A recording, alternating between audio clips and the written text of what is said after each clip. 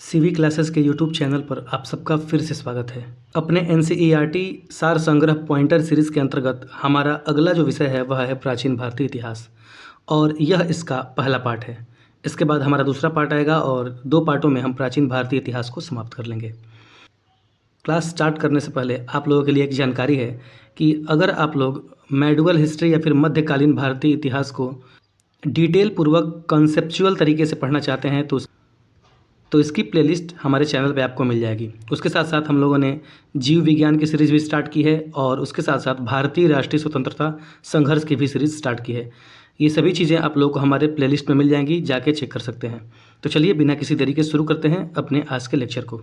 सबसे पहले हम ये जानेंगे कि हम लोग प्राचीन भारतीय इतिहास के अंतर्गत कौन कौन से टॉपिक्स को पढ़ेंगे और इस सीरीज़ के अंतर्गत उन्हीं टॉपिक्स को सम्मिलित किया गया है जिनसे प्रश्न पूछे जाते हैं। और इस तरह से हमारा पहला टॉपिक होगा भारत की प्रागैतिहासिक संस्कृतियाँ। हमारा दूसरा टॉपिक होगा सिंधु सभ्यता एवं संस्कृति। तीसरा होगा ऋग्वैदिक एवं उत्तर वैदिक काल। चौथा होगा 6ठी शताब्दी ईस्वी पूर्व की राजनीतिक दशा, महाजनपदों का उदय एवं मगध साम्राज्य। 5वां होगा मगध का उत्कर्ष। 6ठा होगा जैन धर्म और 7वां होगा बौद्ध धर्म। हमारा 8वां टॉपिक होगा भागवत संप्रदाय एवं ब्राह्मण धर्म। 9वां होगा मौर्य साम्राज्य। 10वां होगा मौर्योत्तरकालीन भारत। 11वां होगा प्राचीन भारत पर विदेशी आक्रमण। 12वां होगा संगम युग, जिसके अंतर्गत हम लोग चेर, चोल और पांड्य राजवंश से संबंधित प्रश्नों को देखेंगे। 13वां होगा दक्षिण भारत का इतिहास, जिसमें चोल, चालुक्य और पल्लव वंश को पढ़ेंगे। 14वां होगा गुप्त काल। 15वां टॉपिक होगा गुप्तोत्तर काल। 16वां होगा प्राचीन साहित्य एवं साहित्यकार। 17वां होगा पूर्व मध्यकाल, जिसके टाइम पीरियड की बात करें तो 800 ईस्वी से लेकर 1200 ईस्वी तक है। 18वां होगा विविध और 19वां होगा राजपूत काल, क्योंकि इससे भी प्रश्न पूछे जाते हैं। और आपको फिर से बता दें कि इस सीरीज़ का लाने का उद्देश्य एकमात्र यह है कि आप एग्ज़ाम से पहले क्विक रिवीजन कर सकें। तो हम इसमें ज़्यादा एक्सप्लेनेशन नहीं करेंगे, हम क्वेश्चन बाय क्वेश्चन सॉल्व करेंगे और जहाँ कहीं ऐसा लगेगा कि कन्फ्यूज़न है वहाँ पे हम इसको एक्सप्लेन करेंगे। तो आई थिंक आप लोग समझ गए होंगे। तो चलिए बिना किसी देरी के शुरू करते हैं अपने पहले टॉपिक के साथ। हमारा पहला टॉपिक है भारत की प्रागैतिहासिक संस्कृतियाँ और इस टॉपिक से जितने भी प्रश्न बन सकते हैं एग्जाम की दृष्टि से एक एक करके देखते हैं। हमारा पहला प्रश्न है तांबे का पहली बार उपयोग कब किया गया था? तो तांबे का सबसे पहली बार उपयोग ताम्रपाषाण युग में किया गया था। दूसरा प्रश्न है भीमबेटका की गुफाओं की खोज कब हुई थी? तो भीमबेटका की गुफाओं की खोज 1957 ईस्वी से लेकर 1958 ईस्वी में हुई थी। हमारा अगला प्रश्न है भीमबेटका के शैलाश्रय क्यों प्रसिद्ध हैं? तो भीमबेटका के शैलाश्रय इसलिए प्रसिद्ध हैं क्योंकि यहाँ से भारतीय उपमहाद्वीप पर मानव जीवन के प्राचीनतम चिन्हों की साक्ष्य मिलते हैं। अगला प्रश्न है भारत में पाषाणकालीन शिला चित्रकारी कहाँ पाई जाती है? तो भारत में पाषाणकालीन शिला चित्रकारी भीमबेटका में पाई जाती है और यह कहाँ पर स्थित है? यह मध्य प्रदेश में स्थित है। हमारा अगला प्रश्न है मानव गतिविधियों एवं सभ्यता के प्राक ऐतिहासिक काल का काल अनुक्रम क्या है? तो सबसे पहले मानव गतिविधियों में पूरा पाषाण काल आता है, उसके बाद मध्य पाषाण काल आता है, उसके बाद नव पाषाण काल आता है। कभी कभी क्रम पूछ लिया जाता है, इस वजह से इसको शामिल किया गया है। हमारा अगला प्रश्न है मध्य पाषाणिक स्थलों को भौगोलिक दृष्टि से पश्चिम से पूरब के क्रम में सजाइए। आपको कुछ स्थान दे देगा और उसको पूछेगा कि पश्चिम से पूरब से सजाइए या फिर उत्तर से दक्षिण की तरफ सजाइए। तो सबसे पश्चिम में महदहा है, उसके बाद लेखहिया है, उसके बाद पैसरा है और उसके बाद वीरभानपुर है। इसको ध्यान रखेंगे और साथ ही साथ इसको आप मैप में देख भी सकते हैं। अगला प्रश्न है वह स्थल जहाँ से प्राचीनतम स्थायी जीवन के प्रमाण मिले हैं, वह स्थान कौन सा है? तो मेहरगढ़ से प्राचीनतम स्थायी जीवन के प्रमाण मिले हैं। हमारा अगला प्रश्न है गंगा घाटी में धान की खेती का प्राचीनतम प्रमाण कहाँ से मिला है? तो गंगा घाटी में लहुरा देव से धान की खेती का प्राचीनतम प्रमाण मिला है। हमारा अगला प्रश्न है मध्य पाषाणिक किस स्थल से पशुपालन के साक्ष्य उपलब्ध हुए हैं? तो मध्य पाषाण कालिक स्थल बागौर से पशुपालन के साक्ष्य उपलब्ध हुए हैं। अगला प्रश्न है मध्य पाषाण काल में पशुपालन के प्रमाण कहाँ से मिले हैं? तो मध्य पाषाण काल में पशुपालन के प्रमाण लेखहिया से मिले हैं। लेखहिया होगा, लेखनिया नहीं होगा। अगला प्रश्न है मध्य पाषाणिक प्रसंग में पशुपालन के प्रमाण मिले हैं कहाँ से? तो मध्य तो मध्य पाषाणिक प्रसंग में पशुपालन के प्रमाण जो है वह आदमगढ़ से मिले हैं, दोनों जगह से मिले हैं, लखैया से और आदमगढ़ से। अगला प्रश्न है, उत्खनित प्रमाणों के अनुसार पशुपालन प्रारंभ हुआ था, कब हुआ था? तो मध्य पाषाण काल से पशुपालन का प्रारंभ हो गया था और अब इसके प्रमाण भी उपलब्ध हैं। अगला प्रश्न है, मृत्यात्र रहित नवपाषाणिक स्तर प्रकाश में आया था, कहाँ से? तो गुफ कराल से मृत्यात्र रहित नवपाषाणिक स्तर प्रकाश में आया। अगला प्रश्न है, खाद्यान्नों की कृषि सर्वप्रथम कब प्रारंभ हुई थी? तो नवपाषाण काल से खाद्यान्नों की जो कृषि है वह प्रारंभ हुई थी। अगला प्रश्न है, नवपाषाणकालीन गर्त निवासों के अवशेष कहाँ से मिले हैं? तो नवपाषाण में गर्त निवासों के अवशेष बुरजहोम और गुफ कराल से मिले हैं और ये कहाँ पे स्थित हैं? तो ये जम्मू कश्मीर में स्थित हैं। हमारा अगला प्रश्न है, राख का टीला नवपाषाणिक स्थल से संबंधित है, किस स्थल से? तो राख का टीला संगन कल्लू नवपाषाणिक स्थल से संबंधित है। हमारा अगला प्रश्न है, भारतीय उपमहाद्वीप में धान की खेती के प्राचीनतम साक्ष्य कहाँ से प्राप्त होते हैं? तो भारतीय उपमहाद्वीप में धान की खेती के प्राचीनतम साक्ष्य विंध्य क्षेत्र से प्राप्त होते हैं। हमारा अगला प्रश्न है, मानव द्वारा सर्वप्रथम प्रयुक्त अनाज कौन सा था? तो मानव द्वारा प्रयुक्त सर्वप्रथम अनाज था जौ। अगला प्रश्न है, वस्त्रों के लिए कपास की खेती का आरंभ सबसे पहले कहाँ किया गया? तो वस्त्रों के लिए कपास की खेती का सबसे पहले प्रारंभ भारत से किया गया। हमारा अगला प्रश्न है, वृहद पाषाण स्मारकों की पहचान की गई है, किस रूप में? तो वृहद पाषाण स्मारकों की पहचान मृतकों को दफनाने के स्थान के रूप में की गई है। अगला प्रश्न है, एक ही कब्र से 3 मानव कंकाल कहाँ से मिले हैं? तो दमदमा नामक स्थान से एक ही कब्र से 3 मानव कंकाल के अवशेष मिले हैं। अगला प्रश्न है, विंध्य क्षेत्र के वह शिलाश्रय जहाँ से सर्वाधिक मानव कंकाल मिले हैं वह कौन सा है? तो विंध्य क्षेत्र का लेखहिया वह स्थान है जहाँ से सर्वाधिक मानव कंकालों के साक्ष्य मिले हैं। अगला प्रश्न है, भारत में वह शिलाश्रय जहाँ से सर्वाधिक चित्र प्राप्त हुए हैं वह कौन सा है? तो भीमबेटिका से भारत में सबसे ज़्यादा चित्र प्राप्त हुए हैं। अगला प्रश्न है, ताम्रपाषाणिक स्थल नौदा टोली कहाँ पे स्थित है? तो ताम्रपाषाणकालिक स्थल नौदा टोली मध्य प्रदेश राज्य में स्थित है, इसको ध्यान रखेंगे। अगला है, गैरिक मृदभांड पात्र जिसको कि OCP के नाम से जाना जाता है, इसका नामकरण कहाँ पे हुआ था? तो इसका नामकरण हस्तिनापुर में हुआ था। आपको बता दें कि मृदभांड के आधार पर भी ऐतिहासिक कालानुक्रम को बांटा गया है, उसके साथ साथ धातुओं के प्रयोग के आधार पर भी बांटा गया है, जैसे ताम्रपाषाण युग, कांस्य युग, लौह युग। हालांकि इन सबकी चर्चा हम अपने विस्तृत प्राचीन भारतीय इतिहास की लेक्चर में करेंगे, जो कि NCERT सीरीज़ के समाप्त होने के बाद ही स्टार्ट हो जाएगा। अगला है, भारत का वह स्थल जहां खुदाई से लौह धातु के प्रचलन के प्राचीनतम प्रमाण मिले हैं वह कौन सा है? तो अतरंजी खेड़ा से लौह धातु के प्रचलन के प्राचीनतम प्रमाण मिले हैं। अगला प्रश्न है, ताम्रपात्र काल में महाराष्ट्र के लोग मृतकों के शरीर को फर्श के नीचे रख कर दफनाते थे, उनकी दिशा क्या होती थी? तो ताम्राश्म काल में महाराष्ट्र के लोग मृतकों को उत्तर से दक्षिण की ओर लिटाकर फर्श के नीचे दफनाते थे। अगला प्रश्न है, कोपेनहेगन संग्रहालय की सामग्री से पाषाण, कांस्य और लौह युग का त्रियुगीन विभाजन किसने किया था? तो यह विभाजन थॉमसन ने किया था। किसने किया था? थॉमसन ने।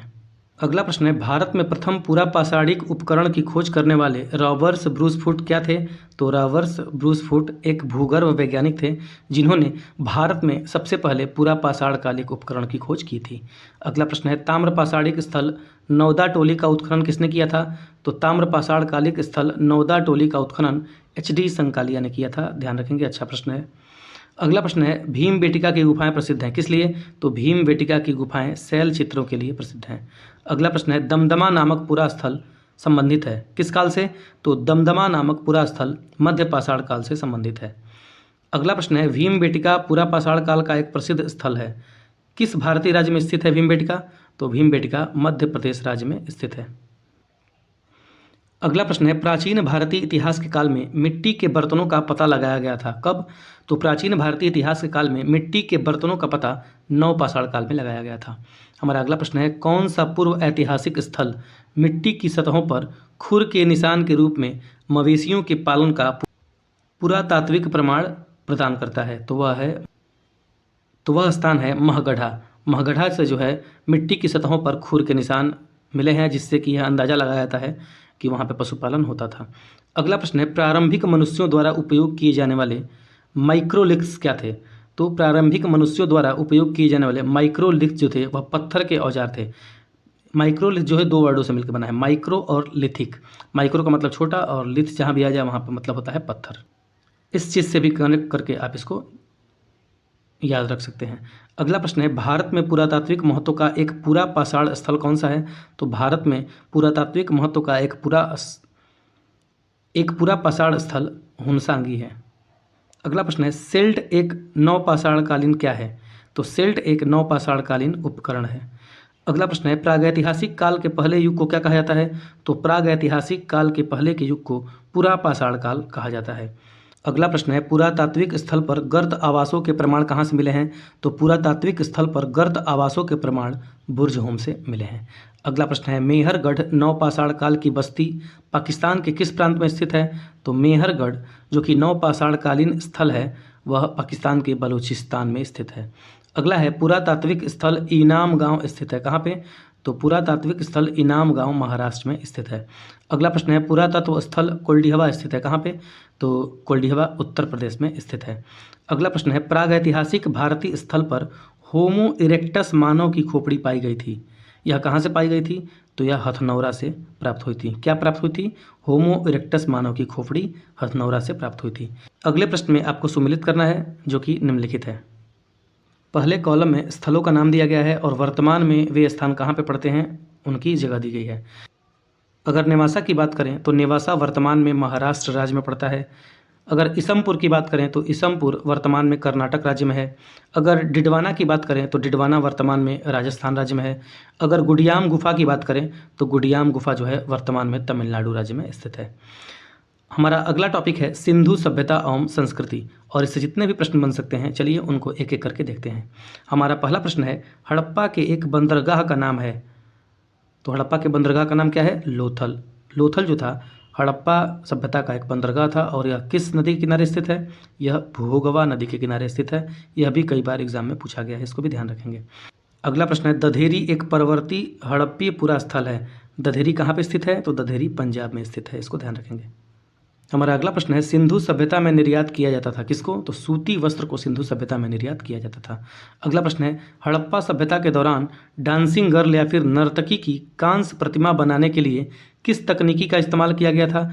तो हड़प्पा सभ्यता के दौरान डांसिंग गर्ल या फिर नर्तकी की जो कांस्य प्रतिमा प्राप्त हुई है उसको बनाने के लिए मोम लोपी ढलाई या फिर कास्टिंग का प्रयोग किया जाता था। इस तकनीक को मोम लोपी ढलाई कहा जाता था। अगला प्रश्न है, हड़प्पा काल का वह नगर जो 3 भागों में विभाजित था वह कौन सा था? वह था धौलावीरा। अगला प्रश्न है, मोहनजोदड़ो शब्द का क्या अर्थ है? तो मोहनजोदड़ो शब्द का अर्थ होता है माउंड ऑफ द डेड या फिर मृतकों का टीला। अगला प्रश्न है, कपास का उत्पादन करने वाले पहले कौन थे? तो कपास का उत्पादन करने वाले सबसे पहले लोग सिंधु सभ्यता के लोग थे। अगला प्रश्न है, हड़प्पा सभ्यता के एक हिस्से लोथल की खुदाई और इसकी खोज किसने की थी? तो लोथल की खोज S.R. राव ने की थी। और लोथल क्या था? हड़प्पा सभ्यता का एक बंदरगाह शहर था। हमारा अगला प्रश्न है, सिंधु सभ्यता में घोड़े की अस्थियों का अवशेष कहाँ से मिला है? तो सिंधु सभ्यता में घोड़े की अस्थियों का अवशेष सुरकोटता से मिला है। अगला प्रश्न है, सिंधु घाटी सभ्यता के समय में शिल्प निर्माण के लिए सीप प्राप्त किए जाते थे कहाँ से? तो सिंधु सभ्यता में शिल्प निर्माण के लिए सीप जो है वह नागेश्वर से प्राप्त किए जाते थे। अगला प्रश्न है, सिंधु घाटी सभ्यता का स्थल रोपड़ कहाँ पर स्थित है? तो सिंधु सभ्यता का स्थल रोपड़ पंजाब में स्थित है। अगला प्रश्न है, हड़प्पा की अधिकांश मानक मुहरें किस एक प्रकार के मुलायम पत्थर से बनी होती थीं जो कि 2x2 बीमा के साथ वर्गाकार आकृति का होता था तथा जिसका उपयोग व्यावसायिक उद्देश्यों के लिए किया जाता था? तो हड़प्पा काल की जो मुहरें थीं वो स्टिएटॉइट से बनी होती थी। किससे? स्टिएटॉइट। अगला प्रश्न है, धौलावीरा किस राज्य में स्थित है? तो धौलावीरा गुजरात राज्य में स्थित है। हमारा अगला प्रश्न है, धौलावीरा एक पुरातात्विक स्थान किस समयावधि से जुड़ी हुई है? तो धौलावीरा सिंधु घाटी सभ्यता का एक प्रमुख स्थल था। अगला प्रश्न है, मोहनजोदड़ो में पाया गया विशाल स्नानागार किस आकार का था? तो मोहनजोदड़ो में पाया गया विशाल स्नानागार आयताकार आकार का था। अगला प्रश्न है, वर्ष 1920 से 21 ईस्वी के आसपास किस नदी के किनारे खुदाई के दौरान हड़प्पा शहर मिला? तो 1920 से 21 ईस्वी के आसपास रावी नदी के किनारे पर खुदाई के दौरान हड़प्पा शहर मिला था। अगला प्रश्न है, मोहनजोदड़ो कहाँ पे स्थित है? तो मोहनजोदड़ो सिंध में स्थित है। अगला प्रश्न है, हड़प्पा सभ्यता का कौन सा शहर विशिष्ट रूप से मनके बनाना, सीप काटना, धातु की वस्तुएं बनाना, मुहर बनाना और तराजू का निर्माण करना आदि कार्यों सहित शिल्प उत्पादन के लिए समर्पित था। तो हड़प्पा काल का चनहूदरो जो था वह शिल्प उत्पादन के लिए प्रसिद्ध था और वहाँ पे सीप बनाया जाता था, मनके बनाए जाते थे और धातु की वस्तुएं बनाई जाती थीं। अगला प्रश्न है, सिंधु घाटी सभ्यता के किस स्थल को सबसे पहले खोजा गया था? तो सिंधु घाटी सभ्यता के हड़प्पा स्थल को सबसे पहले खोजा गया था और यह किस नदी के किनारे स्थित था? तो यह रावी नदी के किनारे स्थित था और इसकी खोज कब हुई थी? 1920-21 ईस्वी में। हमारा अगला प्रश्न है, पत्थर की बनी नृत्य करते हुए पुरुष की मूर्ति नटराज कहाँ पाई गई थी? तो पत्थर की बनी नृत्य करते हुए पुरुष की मूर्ति नटराज हड़प्पा सभ्यता में पाई गई थी। अगला प्रश्न है, हड़प्पा स्थल धौलावीरा किस राज्य में पाया गया है? तो धौलावीरा गुजरात राज्य में स्थित है। हमारा अगला प्रश्न है, सिंधु सभ्यता के किस स्थल में जलाशयों के साक्ष्य मिले हैं? तो सिंधु सभ्यता के धौलावीरा नामक स्थान में जलाशयों के साक्ष्य मिले हैं। हमारा अगला प्रश्न है, पुरातात्विक स्थल सूरकोटदा स्थित है कहाँ पे? तो सूरकोटदा गुजरात राज्य में स्थित है। ध्यान रखेंगे स्थल और उनके स्थान भी पूछे जाते हैं। तो सूरकोटदा गुजरात राज्य में स्थित है। हमारा अगला प्रश्न है, 1944 ईस्वी में भारतीय पुरातत्व सर्वेक्षण के महानिदेशक के रूप में किसने पदभार संभाला और हड़प्पा की खुदाई का जिम्मा लिया? तो सन 1944 ईस्वी में सर मार्टिन व्हीलर ने भारतीय पुरातत्व सर्वेक्षण के महानिदेशक के रूप में पदभार संभाला और हड़प्पा की खुदाई का जिम्मा लिया। अगला प्रश्न है, प्रसिद्ध सिंधु घाटी स्थल मोहनजोदड़ो की पहली बार खुदाई किस प्रख्यात भारतीय पुरातत्वविद द्वारा की गई? तो प्रसिद्ध सिंधु घाटी स्थल मोहनजोदड़ो की सबसे पहले खुदाई R.D. बनर्जी भारतीय पुरातत्वविद द्वारा की गई। हमारा अगला प्रश्न है, सिंधु घाटी सभ्यता कितनी वर्ष पुरानी है और दक्षिण में गंगा घाटी के निचले क्षेत्रों में उत्तर में मालवा तक फैली हुई है? तो सिंधु घाटी सभ्यता 3000 ईसा पूर्व पुरानी है। अगला प्रश्न है, किस सभ्यता का विकास 5000 BC से मालवा के दक्षिण की ओर एवं उत्तर की ओर गंगा घाटी के पूरे तलहटी क्षेत्र में हुआ था? तो वह सभ्यता थी सिंधु घाटी सभ्यता। अगला प्रश्न है, हड़प्पा सभ्यता 2500 BC के आसपास विकास किया था। आज उन्हें हम कहते हैं, क्या कहते हैं? तो आज हम उस क्षेत्र को पश्चिम भारत और पाकिस्तान कहते हैं। अगला प्रश्न है, भारत का इतिहास सिंधु घाटी सभ्यता के जन्म से शुरू होता है, जो लगभग कब अस्तित्व में आई थी? तो सिंधु घाटी सभ्यता लगभग 2500 ईसा पूर्व अस्तित्व में आई थी। हालांकि अगर इसकी एग्जैक्ट टाइम पीरियड की बात करें तो वह है 2350 से लेके 1750 ईस्वी तक, लेकिन ऑप्शन में चेंज होता रहता है लगभग 100-200 वर्ष इधर उधर, तो आप उसके हिसाब से टिक कर सकते हैं। अगला प्रश्न है, सिंधु घाटी सभ्यता की सबसे महत्वपूर्ण विशेषता क्या थी? तो सिंधु घाटी सभ्यता की सबसे महत्वपूर्ण विशेषता थी ईंट के भवन बने होते थे उस समय। अगला प्रश्न है, सिंधु घाटी सभ्यता है कैसी है? तो सिंधु घाटी सभ्यता कांस्य युगीन सभ्यता है, अर्थात उस समय कांसा बनाना प्रारंभ हो गया था और कांसे बनाने की तकनीक लोग जान गए थे। हमारा अगला प्रश्न है, सिंधु सभ्यता के लोग किसको बनाने के लिए तांबे और टीन को मिश्रित करते थे? तो सिंधु सभ्यता के लोग कांसे को बनाने के लिए तांबे और टीन को मिश्रित करते थे। अगला प्रश्न है, मोहनजोदड़ो नाम का अर्थ किस भाषा में मुर्दों का टीला या फिर मृतकों का टीला है? तो मोहनजोदड़ो का सिंधी भाषा में नाम मुर्दों का टीला या फिर मृतकों का टीला है। अगला प्रश्न है, सिंधु घाटी सभ्यता के लोग किसकी पूजा करते थे? तो सिंधु घाटी सभ्यता के लोग पशुपति की पूजा करते थे। अगला प्रश्न है, जर्मनी और इटली के पुरातत्वविदों के एक दल ने मोहनजोदड़ो में सतह अन्वेषण शुरू किया था। कब किया था? तो 1980 ईस्वी में जो है जर्मनी और इटली के पुरातत्वविदों ने मोहनजोदड़ो में सतह अन्वेषण शुरू किया था। अगला प्रश्न है, हड़प्पा सभ्यता के मोहरों पर किस पशु को अक्सर देखा जा सकता है? तो हड़प्पा के मोहरों पर बैल को अक्सर देखा जा सकता है और बैल का ज़्यादा चित्रण हुआ है। अगला प्रश्न है, नर्तकी या फिर डांसिंग गर्ल की कांस्य प्रतिमा किस सिंधु घाटी स्थल से खोजी गई थी? तो डांसिंग गर्ल या फिर नर्तकी जो कांस्य की बनी हुई थी उसकी खोज मोहनजोदड़ो से हुई थी। अगला प्रश्न है, किस प्राचीन भारतीय संस्कृति और सभ्यता के प्रतीक के अवशेष पाकिस्तान में हैं? तो हड़प्पा और मोहनजोदड़ो के अवशेष जो है वह पाकिस्तान में हैं। अगला प्रश्न है, सिंधु घाटी सभ्यता में समाज की प्रकृति कैसी थी? तो सिंधु घाटी सभ्यता में समाज की प्रकृति नगरीय थी। अगला प्रश्न है, हड़प्पा सभ्यता से जल संरक्षण के साक्ष्य मिले हैं, किस स्थल से? तो धौलावीरा हड़प्पा सभ्यता का ऐसा स्थल है जहाँ पे जल संरक्षण के साक्ष्य प्राप्त हुए हैं और यहाँ पे जलाशय काफ़ी मात्रा में पाए गए हैं। अगला प्रश्न है, हड़प्पीय पुरा स्थल बनावली किस नदी के किनारे स्थित है? तो बनावली जो है वह रंगोई नदी के किनारे पे स्थित है।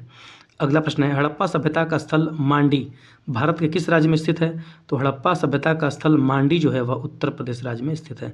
हमारा अगला प्रश्न है, सिंधु घाटी की सभ्यता के पूरा स्थल से नाव के चित्र या मॉडल कहाँ से प्राप्त हुए हैं? तो सिंधु घाटी की सभ्यता में मोहनजोदड़ो एवं लोथल से जो है नाव के चित्र या फिर मॉडल प्राप्त हुए हैं। हमारा अगला प्रश्न है, मोहनजोदड़ो से प्राप्त पशुपति शिव की प्रसिद्ध मुहर पर किस पशु का अंकन नहीं है? तो मोहनजोदड़ो से प्राप्त पशुपति शिव की प्रसिद्ध मुहर पर सांड का अंकन नहीं है। अगला प्रश्न है, हड़प्पा संस्कृति के पूर्वी सीमांत का निर्धारण क्या करता है? तो हड़प्पा संस्कृति के पूर्वी सीमांत का निर्धारण आलमगीरपुर करता है। हड़प्पा सभ्यता के भौगोलिक विस्तार से भी प्रश्न पूछे जाते हैं। तो जैसे कि हड़प्पा सभ्यता जो थी उसका सबसे पूर्वी विस्तार अभी हम लोगों ने पढ़ा आलमगीरपुर उत्तर प्रदेश में था। अगर सबसे पश्चिमी विस्तार की बात करें तो सबसे पश्चिमी विस्तार था सुतका गेंडोर जो कि पाकिस्तान में था। अगर सबसे उत्तरी विस्तार की बात करें तो सबसे उत्तरी विस्तार था मांडा जो कि जम्मू कश्मीर राज्य में था। और सबसे दक्षिणी भाग जो था वह था दैमाबाद जो कि महाराष्ट्र में था। तो इन चारों पॉइंट्स का आप लोग ध्यान रखेंगे। अच्छा प्रश्न है और अच्छे प्रश्न यहाँ से बनाए भी जाते हैं। आपको सुमेलित करने के लिए भी दिया जा सकता है या फिर आपसे कूट में भी यह क्वेश्चन बनाया जा सकता है। अगला प्रश्न है, मृड़पटिका पर उत्कीर्ण सिंह युक्त देवता की कृति प्राप्त हुई है कहाँ से? तो मृड़पटिका पर उत्कीर्ण सिंह युक्त देवता की कृति लोथल से प्राप्त हुई है। अगला प्रश्न है, हाथी दांत का पैमाना हड़प्पीय संदर्भ में मिला है कहाँ से? तो हाथी दांत का पैमाना लोथल से प्राप्त हुआ है। अगला प्रश्न है, हड़प्पा का उत्खनन करने वाला प्रथम पुरातत्वविद जो इसके महत्व को समझ पाया था वह कौन थे? वह थे सर जॉन मार्शल। अगला प्रश्न है, सिंधु सभ्यता शब्द का प्रयोग सर्वप्रथम किया गया था किसके द्वारा? तो सिंधु सभ्यता शब्द का सबसे पहले प्रयोग सर जॉन मार्शल द्वारा किया गया था। अगला प्रश्न है, सिंधु घाटी की सभ्यता पर क्या प्रकाश डालता है? तो पुरातात्विक संबंधी जितनी भी खुदाइयाँ हैं उनसे ही सिंधु घाटी सभ्यता पर प्रकाश पड़ता है या फिर उनके बारे में हम जानकारी प्राप्त कर पाते हैं। अगला प्रश्न है, सिंधु सभ्यता से संबंधित केंद्र जो उत्तर प्रदेश में स्थित है वह कौन सा है? वह है आलमगीरपुर एवं हुलास। अगला प्रश्न है, हड़प्पा सभ्यता स्थल लोथल कहाँ पे स्थित है? तो लोथल जो है वह गुजरात राज्य में स्थित है और लोथल एक बंदरगाह शहर था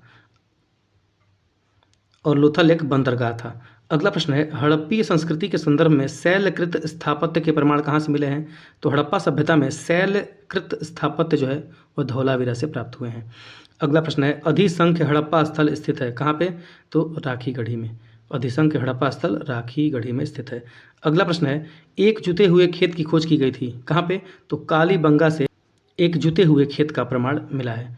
अगला प्रश्न है, भारत का सबसे बड़ा हड़प्पन पुरास्थल कौन सा है? तो भारत का सबसे बड़ा हड़प्पन पुरास्थल सिंधु घाटी है। अगला प्रश्न है, मूर्ति पूजा का आरंभ माना जाता है कब से? तो मूर्ति पूजा का आरंभ पूर्व आर्य से, अर्थात जब आर्य लोग आए उससे पहले ही मूर्ति पूजा का प्रारंभ लगभग हो गया था। इनके संक्रमण काल में इसका जो है विकास हुआ था। अगला प्रश्न है, हड़प्पा संस्कृति की जानकारी का प्रमुख स्रोत क्या है? तो हड़प्पा संस्कृति की जानकारी का प्रमुख स्रोत पुरातात्विक खुदाई है। अगला प्रश्न है, अवेस्ता और ऋग्वेद में समानता है। अवेस्ता किस क्षेत्र से संबंधित है? तो अवेस्ता जो है वह ईरानियों की एक पवित्र पुस्तक है, इसको ध्यान रखेंगे। इसको अवेस्ता ए जेंद भी कहा जाता है।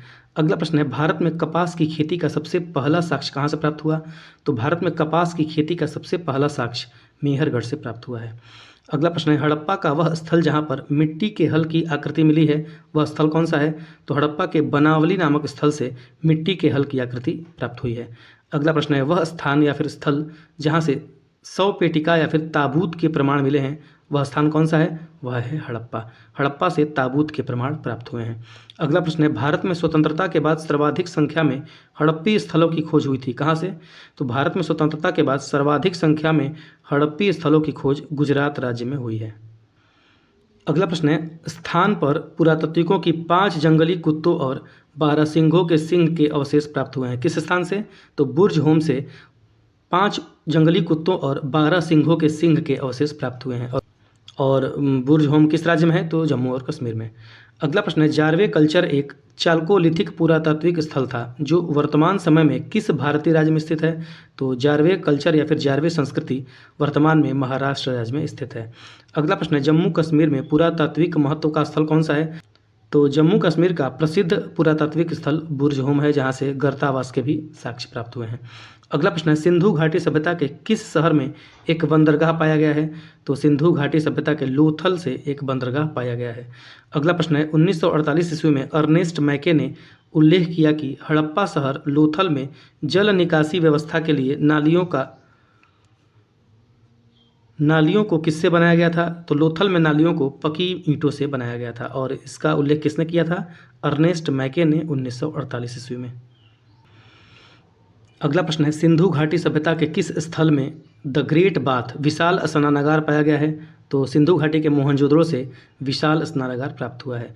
अगला प्रश्न है, हड़प्पा सभ्यता का कौन सा स्थल अफगानिस्तान में स्थित है? तो हड़प्पा का सुरतुघई स्थान जो है वह अफगानिस्तान देश में स्थित है।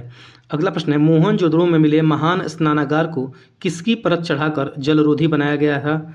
तो मोहनजोदड़ो से प्राप्त महान स्नानागार को प्राकृतिक चारकोल की परत लगा के जलरोधी बनाया गया था।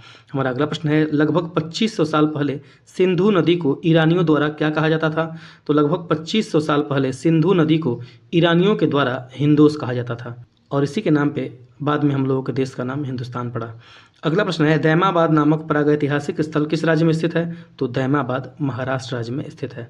आगे बढ़ने से पहले अगर आप लोगों को हमारा ये वीडियो लेक्चर या फिर हमारा यह प्रयास पसंद आता है तो जितना हो सके आप वीडियो को शेयर करें और अभी तक चैनल को सब्सक्राइब नहीं किया है तो सब्सक्राइब ज़रूर करें। साथ ही साथ अगर आपको कोई सुझाव देना है या फिर आप लोगों को ये वीडियो लेक्चर कैसा लगा उसको भी आप कमेंट बॉक्स में बता सकते हैं। आप सबके सब्सक्राइब और एक लाइक से हमें काफ़ी ज़्यादा मनोबल मिलता है और हमें और ही बेहतर कंटेंट बनाने की प्रेरणा मिलती है। तो अभी तक सब्सक्राइब नहीं किया है तो सब्सक्राइब ज़रूर करें। बढ़ते हैं आगे। हमारा अगला प्रश्न है, हड़प्पा सभ्यता के लोगों को वर्तमान राजस्थान वाले क्षेत्र में कौन सी धातु मिली थी? तो हड़प्पा सभ्यता के लोग जो है तांबे का जो अपना काम है वह राजस्थान के खेतड़ी से पूरा करते थे। तो राजस्थान वाले क्षेत्र से हड़प्पी सभ्यता के लोगों को तांबा मिला था और किस स्थान से? तो खेतड़ी से। अगला प्रश्न है, हड़प्पा सभ्यता में खुदाई से टेराकोटा हल मॉडल कहाँ से मिले हैं? तो हड़प्पा सभ्यता में टेराकोटा हल मॉडल जो है बनावली से मिले हैं। अगला प्रश्न है, 1990 में धौलावीरा में खुदाई शुरू की थी किसने? तो 1990 में धौलावीरा में रविंद्र सिंह बिष्ट ने जो है खुदाई शुरू की थी। बता दें आपको कि जो भी स्थल आ रहा है वह किस राज्य में है और उसकी खुदाई किसने की थी, यहाँ से भी प्रश्न बनाए जाते हैं तो इन सब चीज़ों को भी आप लोग ध्यान देते जाएंगे। अगला प्रश्न है, धौलावीरा और लोथल की प्राचीन हड़प्पा बस्तियाँ वर्तमान में किस भारतीय राज्य में स्थित हैं? तो धौलावीरा और लोथल जो है गुजरात राज्य में स्थित हैं। अगला प्रश्न है, किस हड़प्पा स्थल पर हल रेखाओं के निशान खोजे गए थे? तो कालीबंगा से जो है हल रेखाओं के निशान प्राप्त हुए हैं। अगला प्रश्न है, हड़प्पा सभ्यता का स्थल सुरतुगई स्थित है कहाँ पे? तो हड़प्पा स्थल सुरतुगई जो है अफगानिस्तान देश में स्थित है। अगला प्रश्न है, हड़प्पा कालीन स्थल रंगपुर भारत के किस राज्य में स्थित है? तो हड़प्पा कालीन स्थल रंगपुर गुजरात राज्य में स्थित है। हमारा अगला प्रश्न है, सिंधु घाटी सभ्यता के घरों में कमरे आमतौर पर किसके आसपास बने होते थे? तो सिंधु घाटी सभ्यता में कमरे जो है आमतौर पर आंगन के आसपास बने होते थे। हमारा अगला प्रश्न है, हड़प्पा संस्कृति की अग्नि विधियाँ कहाँ पाई गई हैं? तो हड़प्पा संस्कृति की अग्नि विधियाँ लोथल में प्राप्त हुई हैं। हमारा अगला प्रश्न है, अनेक विद्वान ऐसा मानते हैं कि टिग्रिस यूक्रेटस घाटी के मेसोपोटामियाई लोग सिंधु घाटी सभ्यता को क्या कहते थे? तो मेसोपोटामिया के लोग सिंधु घाटी सभ्यता को मेलुहा नाम से जानते थे और मेलुहा शब्द का उल्लेख मेसोपोटामिया की सभ्यता में कई बार हुआ है और इसी से यह अंदाज़ा लगाया जाता है कि सिंधु घाटी सभ्यता और मेसोपोटामिया के लोगों के बीच व्यापार होते थे। अगला प्रश्न है, हड़प्पा सभ्यता के अन्य शहरों के विपरीत धौलावीरा शहर को कितने भागों में विभाजित किया गया था, जिसका प्रत्येक भाग विशाल पत्थर की दीवारों से घिरा हुआ था? तो हड़प्पा सभ्यता के अन्य शहरों के विपरीत धौलावीरा को 3 भागों में विभाजित किया गया था। हालांकि अन्य जो शहर थे वह 2 भागों में ही विभाजित थे। अगला प्रश्न है, राखीगढ़ी हड़प्पा स्थल किस राज्य में स्थित है? तो राखीगढ़ी जो है वह हरियाणा राज्य में स्थित है। हमारा अगला प्रश्न है, हड़प्पा सभ्यता की प्रसिद्ध नृत्य करती हुई लड़की किस सामग्री का उपयोग करके बनाई गई थी? तो हड़प्पा सभ्यता की प्रसिद्ध नृत्य करती हुई लड़की कांसे से बनाई गई थी। अगला प्रश्न है, सिंधु सभ्यता का पुरातात्विक स्थल दैमाबाद किस नदी के तट पर स्थित है? तो सिंधु घाटी सभ्यता का स्थल दैमाबाद प्रवरा नदी के किनारे स्थित है और किस राज्य में स्थित है? तो महाराष्ट्र में। अगला प्रश्न है, हड़प्पा स्थल भारत में स्थित है कौन सा? तो दैमाबाद जो है वह भारत में स्थित हड़प्पाई स्थल है। अगला प्रश्न है, राजस्थान राज्य में स्थित एक परिपक्व चरण हड़प्पा स्थल कौन सा है? तो राजस्थान राज्य में स्थित एक परिपक्व चरण हड़प्पा स्थल कालीबंगा है। पूछा जाए कालीबंगा कहाँ स्थित है? तो राजस्थान में। अगला प्रश्न है, हड़प्पा कालीन स्थल से जुताई वाले क्षेत्र के साक्ष्य मिले हैं कहाँ से? तो हड़प्पा सभ्यता के अंतर्गत कालीबंगा से जो है जुताई वाले क्षेत्र के साक्ष्य मिले हैं और कालीबंगा राजस्थान राज्य में स्थित है।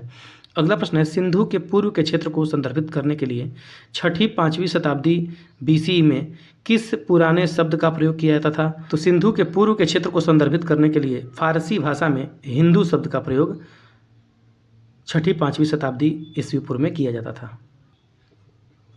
अगले प्रश्न में सूची 1 को सूची 2 के साथ मिलाना है, जिसमें कि सूची 1 में हड़प्पा के स्थल दिए गए हैं और वहाँ पे कौन सी फसल पैदा की जाती थी। जैसे अगर चनहुदड़ों की बात करें तो चनहुदड़ों में सरसों का उत्पादन किया जाता था। हड़प्पा की बात करें तो हड़प्पा में तिल का उत्पादन किया जाता था। वहीं कुंतासी की बात करें तो कुंतासी में कोदो का उत्पादन किया जाता था। और हुलास की बात करें तो हुलास में धान की खेती की जाती थी। अब हमारा अगला टॉपिक होगा जिसमें हम प्रमुख स्थल और संबंधित नदियों के बारे में पढ़ेंगे, जिसमें कि कौन सा स्थल किस नदी के किनारे स्थित था इसके बारे में जानेंगे, क्योंकि यहाँ से भी प्रश्न पूछे जाते हैं। अगर हम हड़प्पा की बात करें तो हड़प्पा सभ्यता रावी नदी के किनारे स्थित थी। वहीं मोहनजोदड़ो की बात करें तो मोहनजोदड़ो सिंधु नदी के किनारे स्थित थी। वहीं कालीबंगन घग्गर नदी के किनारे स्थित था और लोथल जो था वह खंभात की खाड़ी के पास स्थित था, जो कि सिंधु नदी के डेल्टा के पास स्थित है। अगला स्थल है धौलावीरा, जो कि कच्छ की खाड़ी के पास स्थित था। और अगला स्थल है राखीगढ़ी घग्गर नदी के किनारे स्थित थी। अगला है बनावली, जो कि घग्गर नदी के ही किनारे स्थित था। और अगला स्थल है चनहुदड़ो, जो कि सिंधु नदी के किनारे स्थित था। इन सबको आप ध्यान रखेंगे, यहाँ से प्रश्न बनते हैं। अगला हमारा स्थल है आमरी, जो कि सिंधु नदी के किनारे स्थित था। अगला स्थल मेहरगढ़ है और मेहरगढ़ बलूचिस्तान में स्थित है और यह भी सिंधु नदी के किनारे ही स्थित है। अगला स्थल है सुतकान गेंडोर, जो कि दास्क नदी के किनारे स्थित है और यह भी बलूचिस्तान में ही स्थित है। इनके स्थल भी पूछे जाते हैं, तो सुतका गेंडोर बलूचिस्तान में स्थित है। दास्क नदी, यहाँ पे दास्क होगा, दास्त नहीं होगा। अब हम कुछ हड़प्पीय स्थल और वह किस राज्य में पड़ते हैं इनको भी देख लेते हैं, क्योंकि यहाँ से भी प्रश्न पूछे जाते हैं। जैसे अगर मंडी की बात करें तो मंडी उत्तर प्रदेश के मुजफ्फरनगर जिले में स्थित है। अगर हम पबूमत की बात करें तो पबूमत गुजरात के कच्छ जिले में स्थित है। और अगर हम रंगपुर की बात करें तो रंगपुर गुजरात के अहमदाबाद जिले में स्थित है। अगला स्थल रोपड़ है, जो कि पंजाब में स्थित है। हालांकि यहाँ पे कुछ प्रमुख स्थल ही लिए गए हैं जो कि काफ़ी ज़्यादा कन्फ्यूजिंग होते हैं। जब हम अपनी विस्तृत श्रृंखला शुरू करेंगे प्राचीन भारतीय इतिहास की, तो उसमें हम काफ़ी डिटेल पूर्वक बहुत सारे स्थलों के बारे में जानेंगे। तब तक के लिए एग्ज़ाम के लिए आप लोगों के लिए पर्याप्त है। हमारा अगला टॉपिक है ऋग्वैदिक एवं उत्तर वैदिक काल। और ऋग्वैदिक काल और उत्तर वैदिक काल से जितने भी प्रश्न बन सकते हैं सबको एक एक करके हम लोग देखेंगे। पहला प्रश्न है उपनयन समारोह से क्या तात्पर्य है। तो बच्चे को जब पवित्र जनेऊ धारण कराया जाता है तो उसी को उपनयन समारोह या फिर उपनयन संस्कार कहा जाता है। अगला प्रश्न है वैदिक काल में स्त्रियों की स्थिति क्या थी। तो वैदिक काल में स्त्रियों की स्थिति उच्च थी। अगला प्रश्न है 4 वेदों में प्रथम वेद कौन सा है। तो चारों वेदों में सबसे प्रथम वेद या फिर सबसे पुराना वेद ऋग्वेद है। अगला प्रश्न है भारत में मूर्ति पूजा शुरू हुई थी कब। तो आर्यों के काल से पूर्व ही मूर्ति पूजा प्रारंभ हो गई थी। मैंने बताया था कि पूर्व आर्य काल में मूर्ति पूजा प्रारंभ हो गई थी और पूर्व आर्य काल और आर्य काल के बीच का संक्रमण क्षेत्र, वहीं से मूर्ति पूजा का प्रारंभ शुरू हुआ। अगला प्रश्न है पूर्व वैदिक काल में समाज के विभाजन का आधार क्या था। तो पूर्व वैदिक काल में समाज के विभाजन का आधार पेशा था, लेकिन उत्तर वैदिक काल आते आते जो है जाति जो है वह समाज का आधार बन गई। अगला प्रश्न है सत्यमेव जयते शब्द कहाँ से लिया गया है। तो सत्यमेव जयते शब्द मुंडकोपनिषद से लिया गया है। हमारा अगला प्रश्न है सबसे पुराना हिंदू महाकाव्य कौन सा है। तो रामायण जो है वह सबसे पुराना हिंदू महाकाव्य है। अगला प्रश्न है भारत में मूर्ति पूजा प्रारंभ होने का संकेत लगभग कब से है। तो आर्यों के काल से ही मूर्ति पूजा का प्रारंभ हो गया था। अगला प्रश्न है आर्यों के दर्शन और सिद्धांत की व्याख्या करता है कौन। तो आर्यों के दर्शन और सिद्धांत की व्याख्या उपनिषदों में मिलती है। अगला प्रश्न है वह सामाजिक प्रथा जो केवल ऋग्वैदिक काल की प्रतीक थी वह क्या थी। वह थी दहेज प्रथा, जो कि ऋग्वैदिक काल की प्रतीक थी। अगला प्रश्न है वैदिक काल में वह अनाज जिसके लिए ब्रीही शब्द का प्रयोग किया जाता था वह कौन सा अनाज था। तो वैदिक काल में चावल के लिए ब्रीही शब्द का प्रयोग किया जाता था। अगला प्रश्न है सत्यमेव जयते महाकाव्य उद्धृत है कहाँ से। तो सत्यमेव जयते जो है मुंडकोपनिषद से लिया गया है। यहाँ पे आप लोगों को एक ही प्रश्न कई बार मिल भी सकता है। ऐसा इसलिए किया गया है क्योंकि प्रश्नों की पूछने की प्रकृति एग्जामिनर की अलग अलग होती है और आप उससे अवगत हों, इस वजह से इन प्रश्नों को लिया गया है। लैंग्वेज चेंज है और आंसर सेम होगा। अगला प्रश्न है वेदों के गद्य प्रकरण क्या कहलाते हैं। तो वेदों के गद्य प्रकरण को ब्राह्मण ग्रंथ कहते हैं। हमारा अगला प्रश्न है ज्ञान के सिद्धांत पर कौन बल देता है। तो उपनिषद जो है वह ज्ञान के सिद्धांत पर बल देता है। हमारा अगला प्रश्न है ऋग्वेद में किस देवता की सर्वाधिक महत्ता का वर्णन है। तो ऋग्वेद में इंद्र देवता की सर्वाधिक महत्ता का वर्णन किया गया है। हमारा अगला प्रश्न है प्राचीनतम वेद कौन सा है। तो ऋग्वेद जो है सभी वेदों में प्राचीनतम है। अगला प्रश्न है वह भारतीय पुरातन ग्रंथ जिसमें अपराध और अपराधी का जिक्र आता है वह कौन कौन से ग्रंथ हैं।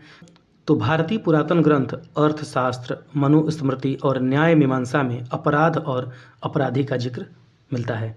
अगला है शतपथ ब्राह्मण और तैत्तरीय ब्राह्मण किस वेद के ब्राह्मण मूल पाठ हैं? तो शतपथ ब्राह्मण और तैत्तरीय ब्राह्मण यजुर्वेद के ब्राह्मण मूल पाठ हैं। अगला प्रश्न है ऋग्वेद में निहित गायत्री मंत्र समर्पित है किस देवी को? तो ऋग्वेद में निहित गायत्री मंत्र सविता देवी को समर्पित है। अगला प्रश्न है सर्वाधिक प्राचीन पुराण कौन सा है? तो सबसे प्राचीन पुराण मत्स्य पुराण है। हमारा अगला प्रश्न है वैदिक देवता इंद्र किसके देवता हैं? तो वैदिक देवता इंद्र जो है वर्षा व चक्रवात के देवता माने जाते हैं। अगला प्रश्न है बृहदारण्यक, मुंडक और तैत्तरीय किस श्रेणी के धार्मिक ग्रंथों के उदाहरण है?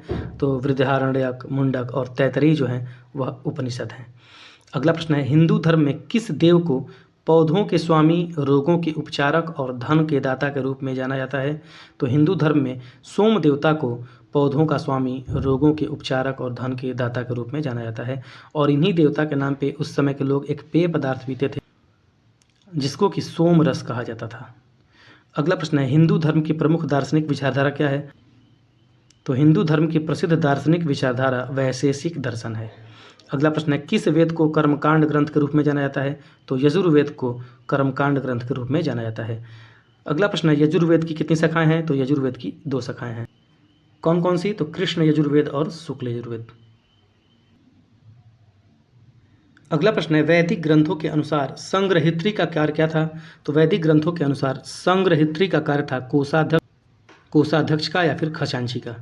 अगला प्रश्न है हिंदू धर्म में किस देवता को सृजनकर्ता माना जाता है? तो हिंदू धर्म में ब्रह्मा देवता को सृजनकर्ता माना जाता है, अर्थात माना जाता है कि इन्होंने ही इस पूरे सृष्टि की रचना की है। अगला प्रश्न है ऋग्वैदिक 4 वेदों में से पवित्रतम वेद कौन सा है जिसमें कि 10,600 ऋचाओं के और कितने सूक्तों के 10 अध्याय हैं जिन्हें मंडल कहा जाता है? तो ऋग्वेद में कुल 10,600 ऋचाएँ हैं और 10 अध्याय या फिर मंडल हैं और कुल सूक्तों की संख्या अगर जानें तो कुल 1028 सूक्त जो है ऋग्वेद में हैं। अगला प्रश्न है किस वेद में ऋचाओं की संख्या सर्वाधिक है? तो ऋग्वेद में ऋचाओं की संख्या सर्वाधिक है। अगला प्रश्न है चारों वेदों में से सबसे पुराना और सबसे बड़ा वेद कौन सा है? तो चारों वेदों में से सबसे बड़ा और सबसे पुराना वेद ऋग्वेद है। अगला प्रश्न है प्रारंभिक हिंदू दर्शन में जीवन के कितने चरण निर्धारित किए गए हैं? तो प्रारंभिक हिंदू दर्शन में जीवन के 4 चरण निर्धारित किए गए हैं। हमारा अगला प्रश्न है चारों वेदों में से किस वेद को यज्ञ सूत्रों के वेद के रूप में जाना जाता है जिसमें समान उद्देश्य के लिए इच्छित छंदों के साथ साथ विभिन्न संस्कारों के लिए अपनाए जाने वाले गद्य सूत्र भी शामिल हैं? तो ये यजुर्वेद में शामिल हैं। अगला प्रश्न है उपनिषद शब्द में उप शब्द क्या दर्शाता है? तो उपनिषद में उप का अर्थ होता है निकटता।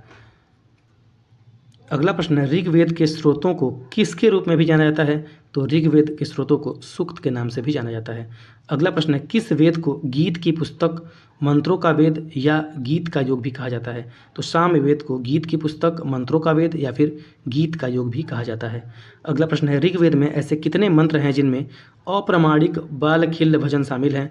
तो ऋग्वेद में ऐसे मंत्रों की संख्या 1028 है।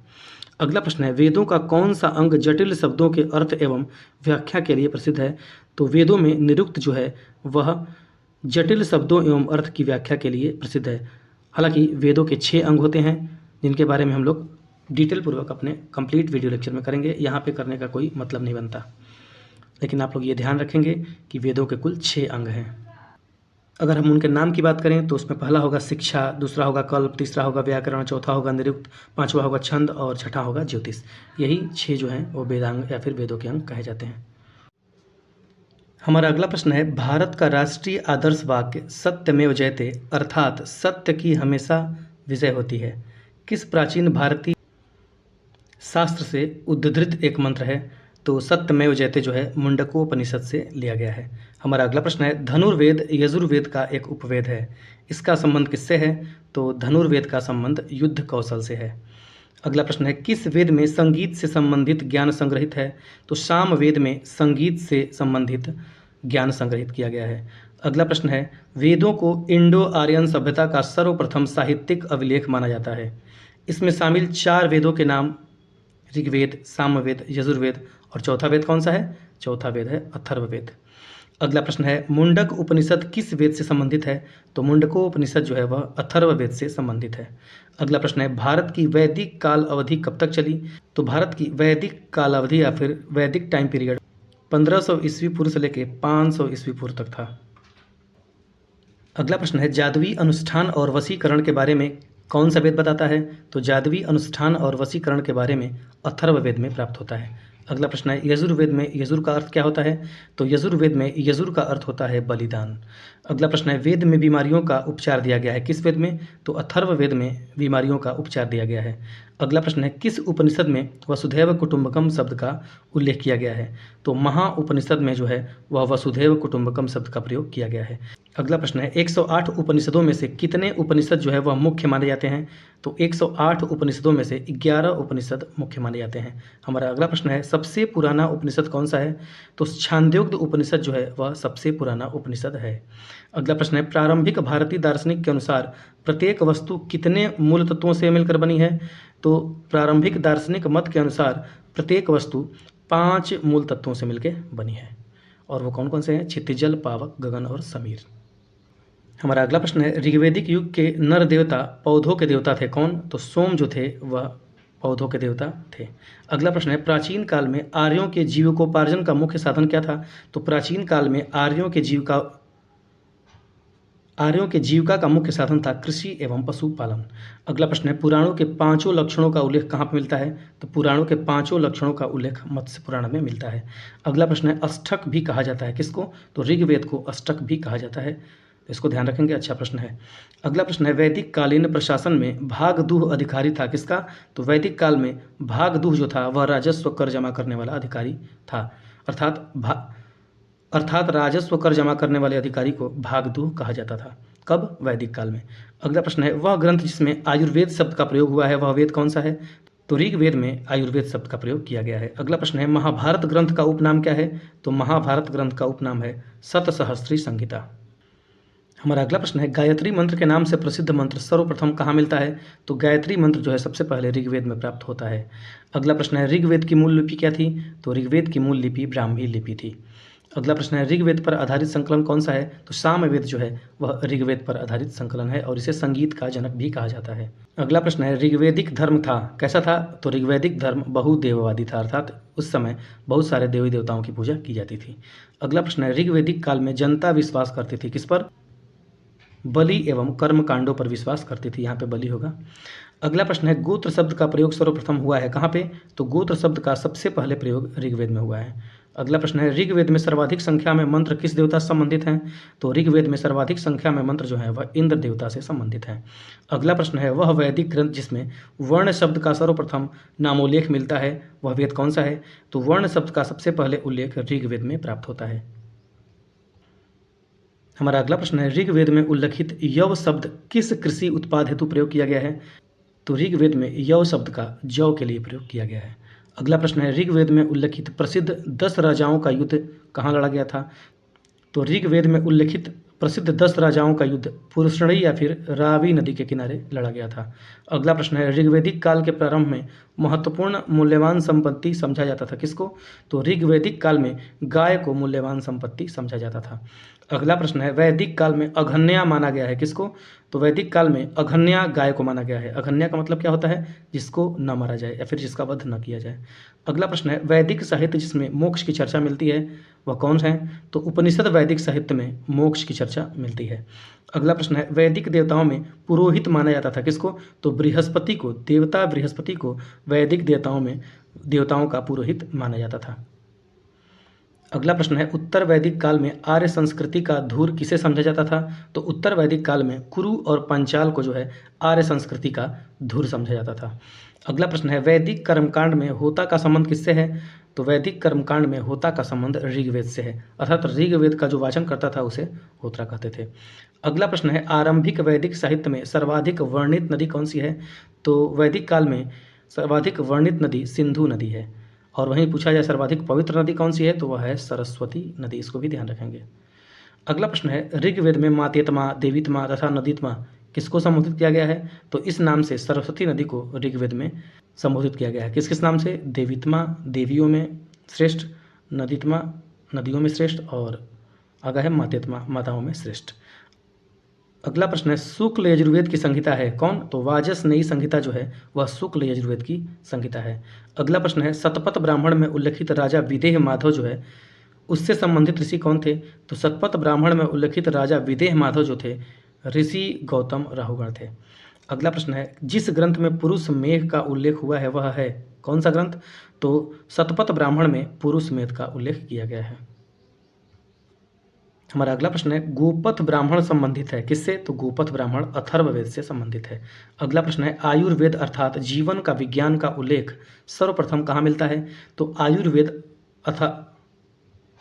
अर्थात जीवन का विज्ञान का सबसे पहले उल्लेख अथर्ववेद में मिलता है। अगला प्रश्न है, वह उपनिषद जिसमें पहली बार निराशावाद के तत्व दिखाई देते हैं? तो वह उपनिषद है मैत्रायणी उपनिषद, जिसमें कि सबसे पहली बार निराशावाद के तत्व दिखाई देते हैं। अगला प्रश्न है, भारतीय प्रतीक पर उत्कीर्ण सत्यमेव जयते कहाँ से लिया गया है? तो सत्यमेव जयते मंडूकोपनिषद से लिया गया है। अगला प्रश्न है, जिंद अवस्था और ऋग्वेद में समानता पाई जाती है।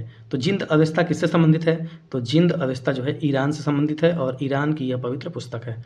अगला प्रश्न है, प्राचीन भारत में निशाका से किसे जाना जाता था? तो प्राचीन भारत में स्वर्ण आभूषणों को निशाका कहा जाता था।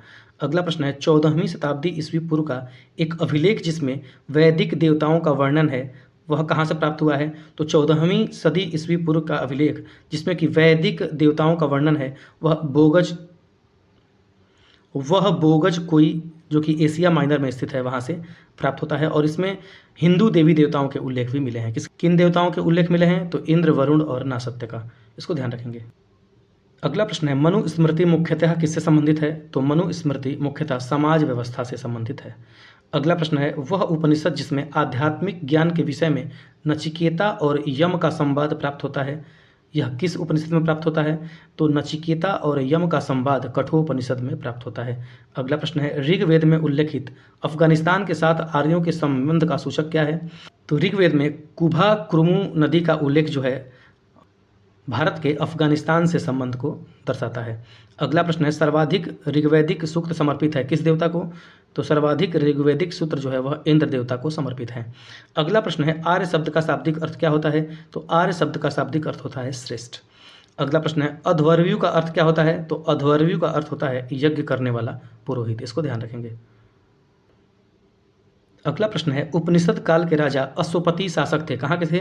तो उपनिषद काल के राजा अश्वपति जो थे वह कैकेय के शासक थे। अगला प्रश्न है, सर्ग, प्रतिसर्ग, वंश, मनवंतर और वंशानुचरित संकेतक हैं किसके? तो ये सब पुराणों के संकेतक हैं। पुराणों में ये सब चीज़ें पाई जाती हैं, सर्ग, प्रतिसर्ग, वंश, मनवंतर और वंशानुचरित। अगला प्रश्न है, भारत का प्रथम विधि निर्माता किसे माना जाता है? तो भारत का प्रथम विधि निर्माता मनु को माना जाता है। अगला प्रश्न है, कौशेय शब्द का प्रयोग किया गया है किसके लिए? तो कौशेय शब्द का प्रयोग जो है रेशम के लिए किया गया है। अगला प्रश्न है, क्लासिकी संस्कृत में आर्य शब्द का अर्थ क्या है? तो क्लासिकी संस्कृत में आर्य शब्द का अर्थ होता है एक उत्तम व्यक्ति। अगला प्रश्न है, ऋग्वेद है क्या है? तो ऋग्वेद स्रोतों का संकलन है। अगला प्रश्न है, इतिहास शब्द का उल्लेख मिलता है कहाँ पे? तो इतिहास शब्द का उल्लेख अथर्ववेद में प्राप्त होता है। अगला प्रश्न है, भरत जन के नाम पर इंडिया का नाम भारत रखा गया, कहाँ पर इस जन का सर्वप्रथम उल्लेख मिलता है? तो भरत जन का सबसे पहले उल्लेख जो है ऋग्वेद में मिलता है। अगला प्रश्न है, लौह युग को यह नाम इसलिए दिया गया है क्योंकि इस समय के दौरान मध्य पूर्व और दक्षिण पूर्वी यूरोप में औजार और हथियार में मुख्य रूप से किसकी जगह लोहे का इस्तेमाल होने लगा? तो उससे पहले कांसे का प्रयोग होता था तो लौह युग में कांसे की जगह लोहे का प्रयोग किया जाने लगा, इसीलिए उसको लौह युग के नाम से जाना जाता है। अगला प्रश्न है, बुरी आत्माओं और बीमारियों से बचाने के लिए जादू, मंत्र और तंत्र मंत्र का संग्रह किस वेद में है? तो जादू और तंत्र मंत्र का संग्रह अथर्ववेद में मिलता है। अगला प्रश्न है, आर्यों की मुख्य या फिर प्रमुख सामाजिक इकाई क्या थी? तो आर्यों की प्रमुख सामाजिक इकाई जन थी। अगला प्रश्न है, उत्तर वैदिक काल में कौन सी वर्ण मुख्य रूप से खेती, पशुपालन और व्यापार जैसे काम करता था? तो उत्तर वैदिक काल में वैश्य जो थी अर्थात वैश्य जो जाति थी वह खेती, पशुपालन और व्यापार जैसे कार्यों में संलिप्त थी। अगला प्रश्न है, किस नदी का प्राचीन नाम विपाशा है? तो व्यास नदी का प्राचीन नाम विपाशा है। अगला प्रश्न है, वैदिक आर्य सप्त सिंधु नामक क्षेत्र में रहते थे जिसका अर्थ 7 नदियों द्वारा अपवाहित क्षेत्र है। 7 नदियों में से एक झेलम नदी है, इसका प्राचीन नाम क्या था? तो झेलम नदी का प्राचीन नाम था वितस्ता। वितस्ता प्राचीन नाम है झेलम नदी का, इसको ध्यान रखेंगे। अगला है किस नदी का उल्लेख वैदिक साहित्य में वितस्ता के रूप में किया गया है? तो झेलम नदी का उल्लेख जो है वैदिक साहित्य में वितस्ता के रूप में किया गया है। अगला प्रश्न है कौन सा वेद संगीत से संबंधित है? तो सामवेद संगीत से संबंधित है, इसे संगीत का जनक भी कहा जाता है। अगला प्रश्न है सबसे पुराना वेद कौन सा है? तो ऋग्वेद सबसे पुराना वेद है। अगला है पुरुष सूक्त किसका एक मंत्र संग्रह या फिर सूक्त है? तो पुरुष सूक्त जो है वह ऋग्वेद का एक मंत्र है और पुरुष सूक्त में ही 4 वर्णों का उल्लेख किया गया है सबसे पहले। हमारा अगला प्रश्न है वैदिक कालीन चतुराश्रम व्यवस्था के अनुसार पारिवारिक अवधि के लिए किस पद का प्रावधान किया गया था? तो पारिवारिक अवधि के लिए चतुराश्रम व्यवस्था में गृहस्थ आश्रम का प्रावधान किया गया था। अगला प्रश्न है वेद ऋषि कपिल का संबंध भारतीय दर्शन के किस संप्रदाय से था? तो वेद ऋषि कपिल का संबंध भारतीय दर्शन के सांख्य दर्शन से था। अगला प्रश्न है ऋग्वेद कितने पुस्तकों या फिर मंडलों में विभाजित है? तो ऋग्वेद में कुल 10 मंडल हैं और सूक्तों की संख्या 1028। और अगला प्रश्न है आयुर्वेद उपवेद किस वेद से संबंधित है? तो आयुर्वेद जो है ऋग्वेद का उपवेद है। अगला प्रश्न है ऋग्वेद में ऋषि विश्वामित्र और देवी के रूप में पूजी जाने वाली 2 नदियों के बीच के संवाद का एक भजन है। ये कौन कौन सी नदियां हैं? तो ऋग्वेद में ऋषि विश्वामित्र और व्यास और सतलुज देवी के रूप में पूजे जाने वाली 2 नदियों के बीच में संवाद का एक भजन दिया गया है।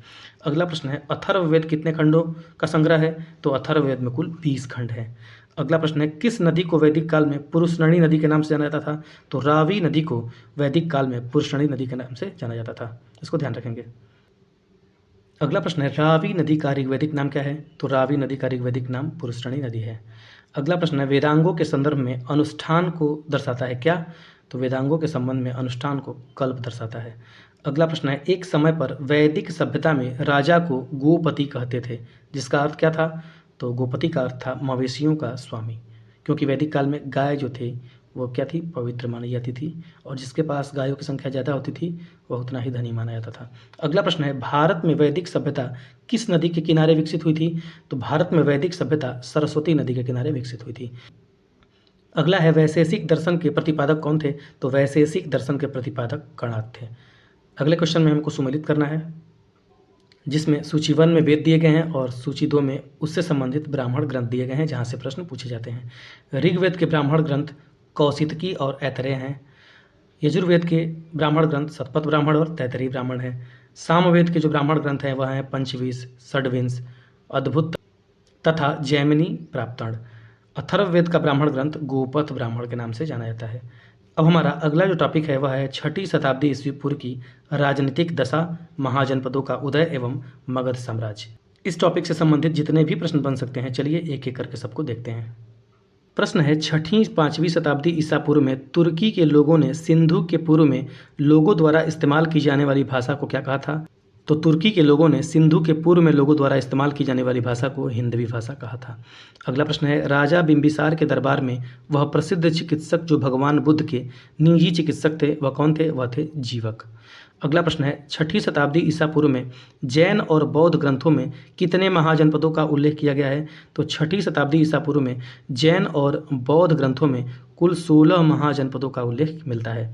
अगला प्रश्न है भारत की प्राचीन राजधानी क्या थी? तो भारत की प्राचीन राजधानी पाटलिपुत्र थी। अगला प्रश्न है मगध साम्राज्य का अंतिम शासक कौन था? तो मगध साम्राज्य का अंतिम शासक कालाशोक था। अगला प्रश्न है मगध की राजधानी राजगृह से पाटलिपुत्र स्थानांतरित की गई थी, किसके द्वारा? तो मगध की राजधानी राजगृह से पाटलिपुत्र अजातशत्रु द्वारा स्थानांतरित की गई थी। अगला प्रश्न है बिंबिसार कहाँ का शासक था? तो बिंबिसार मगध का शासक था। अगला प्रश्न है आर्य संस्कृति के सर्वोच्च काल में गंगा घाटी के जनपद जो संख्या में कितने थे जो कि महाजनपद बन गए? तो कुल महाजनपदों की संख्या कितनी हो गई? 16। अगला है प्राचीन काल में अवध को किस नाम से जाना जाता था? तो प्राचीन काल में अवध को कोसल नाम से जाना जाता था। अगला प्रश्न है 16 महाजनपदों का उल्लेख कहाँ मिलता है? तो अगुंतर निकाय में जो है 16 महाजनपदों का उल्लेख मिलता है। और अगुंतर निकाय क्या है? तो यह एक बौद्ध ग्रंथ है जिसमें 16 महाजनपदों का उल्लेख प्राप्त होता है। अगला प्रश्न है कलिंग नरेश खारवेल किस वंश से संबंधित थे? तो कलिंग नरेश खारवेल जो है वह चेदी वंश से संबंधित थे।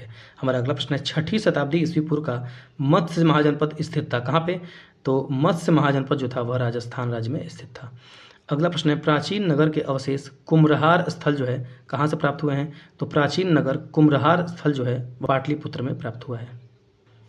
अगला प्रश्न है मालवा क्षेत्र पर मगध की सत्ता का विस्तार हुआ था, किसके शासनकाल में? तो मालवा के क्षेत्र पर मगध की सत्ता का विस्तार शिशुनाग के समय हुआ। अगला प्रश्न है मगध का शासक जिसने राज्यारोहण के लिए अपने पिता की हत्या की एवं स्वयं इसी कारण अपने पुत्र द्वारा मारा गया, वह था अजातशत्रु। अगला प्रश्न है मगध का सम्राट जिसे अपरो परशुराम के नाम से जाना जाता है, वह कौन है? तो महापद्म नंद को अपरो परशुराम के नाम से जाना जाता था। अगला प्रश्न है प्राचीन श्रावस्ती का नगर विन्यास किस आकृति का है? तो प्राचीन श्रावस्ती नगर का विन्यास अर्धचंद्राकार है। इंपॉर्टेंट प्रश्न है, कई बार पूछा भी गया है। अगला प्रश्न है 6वीं शताब्दी ईस्वी पूर्व सुक्तिमती राजधानी थी, किसकी? तो 6वीं शताब्दी ईस्वी पूर्व सुक्तिमती जो है वह चेदी की राजधानी थी। अगला प्रश्न है अभिलिखित साक्ष्य में प्रकट होता है कि नंद राजा के आदेश से कहाँ एक नहर खोदी गई थी? तो नंद राजा के आदेश से कलिंग में एक नहर का निर्माण किया गया था। अगला प्रश्न है उदयन वासदत्ता की दंतकथा किससे संबंधित है? तो उदयन वासदत्ता की दंतकथा कौशाम्बी से संबंधित है। अगला प्रश्न है प्राचीन भारत में मगध साम्राज्य की सबसे प्रारंभिक राजधानी क्या थी? तो प्राचीन भारत में मगध साम्राज्य की सबसे प्रारंभिक राजधानी पाटलिपुत्र थी। अगला प्रश्न है मगध महाजनपद किन नदियों से घिरा हुआ था? तो मगध महाजनपद गंगा और सोन नदियों से घिरा हुआ था। हमारा अगला टॉपिक है मगध का उत्कर्ष और इससे संबंधित सभी प्रश्नों को चलिए एक एक करके पढ़ते हैं। अगला प्रश्न है मौर्य वंश ने किस राजवंश के बाद मगध पर शासन किया था? तो मौर्य वंश ने नंद शासकों को हरा के वहाँ पे अपना शासन स्थापित किया। अगला प्रश्न है बिंबिसार किस वंश के राजा थे? तो बिंबिसार हर्यक वंश के राजा थे। अगला प्रश्न है प्रसिद्ध चिकित्सक जीवक की नियुक्ति किसके दरबार में की गई थी? तो प्रसिद्ध चिकित्सक जीवक की नियुक्ति बिंबिसार के दरबार में की गई थी, जिसको कि बाद में इसने महात्मा बुद्ध की सेवा में भेजा था। अगला प्रश्न है हर्यक वंश से मगध के पहले शासक कौन थे?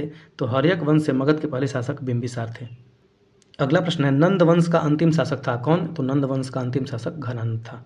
अगला प्रश्न है हर्यक वंश का शासक अजातशत्रु किसका पुत्र था? तो हर्यक वंश का शासक अजातशत्रु बिंबिसार का पुत्र था और अजातशत्रु ने अपने पिता बिंबिसार की हत्या करके खुद राजा बन गया था। अगला प्रश्न है राजा अजातशत्रु किस वंश के शासक थे? तो राजा अजातशत्रु हर्यक वंश के शासक थे। अगला प्रश्न है 4वीं शताब्दी ईसा पूर्व में मगध की राजधानी को कहाँ स्थानांतरित कर दिया गया था? तो 4वीं शताब्दी ईसा पूर्व में मगध की राजधानी को पाटलिपुत्र स्थानांतरित कर दिया गया था। अगला प्रश्न है बिंबिसार ने किस राजवंश के राजा के उपचार के लिए राजवैद्य जीवक को भेजा था? तो बिंबिसार ने अवंती के राजा के लिए जो है अपने राजवैद्य जीवक को भेजा था। अगला प्रश्न है किस मगध सम्राट ने अंग को अपने साम्राज्य का हिस्सा बनाया था? तो बिंबिसार ने अंग को अपने साम्राज्य का हिस्सा बनाया था। हमारा अगला टॉपिक होगा धार्मिक आंदोलन और इसके अंतर्गत हम जैन धर्म, बौद्ध धर्म आदि जितने भी महत्वपूर्ण धर्म हैं उनसे संबंधित प्रश्नों को सॉल्व करेंगे। आगे बढ़ने से पहले यहाँ पे एक क्वेश्चन था कि बिंबिसार ने किस राजा के उपचार के लिए राजवैद्य जीवक को भेजा था? तो अवंती के राजा के लिए। तो उसका नाम भी कभी कभी पूछ दिया जाता है, तो उसका नाम क्या था? उसका नाम था प्रद्योत। याद रखेंगे, अवंती के राजा प्रद्योत के लिए बिंबिसार ने जीवक को भेजा था। हमारा अगला टॉपिक है जैन धर्म और जैन धर्म से संबंधित पहला प्रश्न है जैन धर्म का सबसे महत्वपूर्ण मौलिक सिद्धांत क्या है? तो जैन धर्म का सबसे महत्वपूर्ण मौलिक सिद्धांत अहिंसा है। अगला प्रश्न है श्वेतांबर और दिगंबर किस धर्म के हैं? तो श्वेतांबर और दिगंबर जैन धर्म के दो अलग अलग शाखाएं हैं।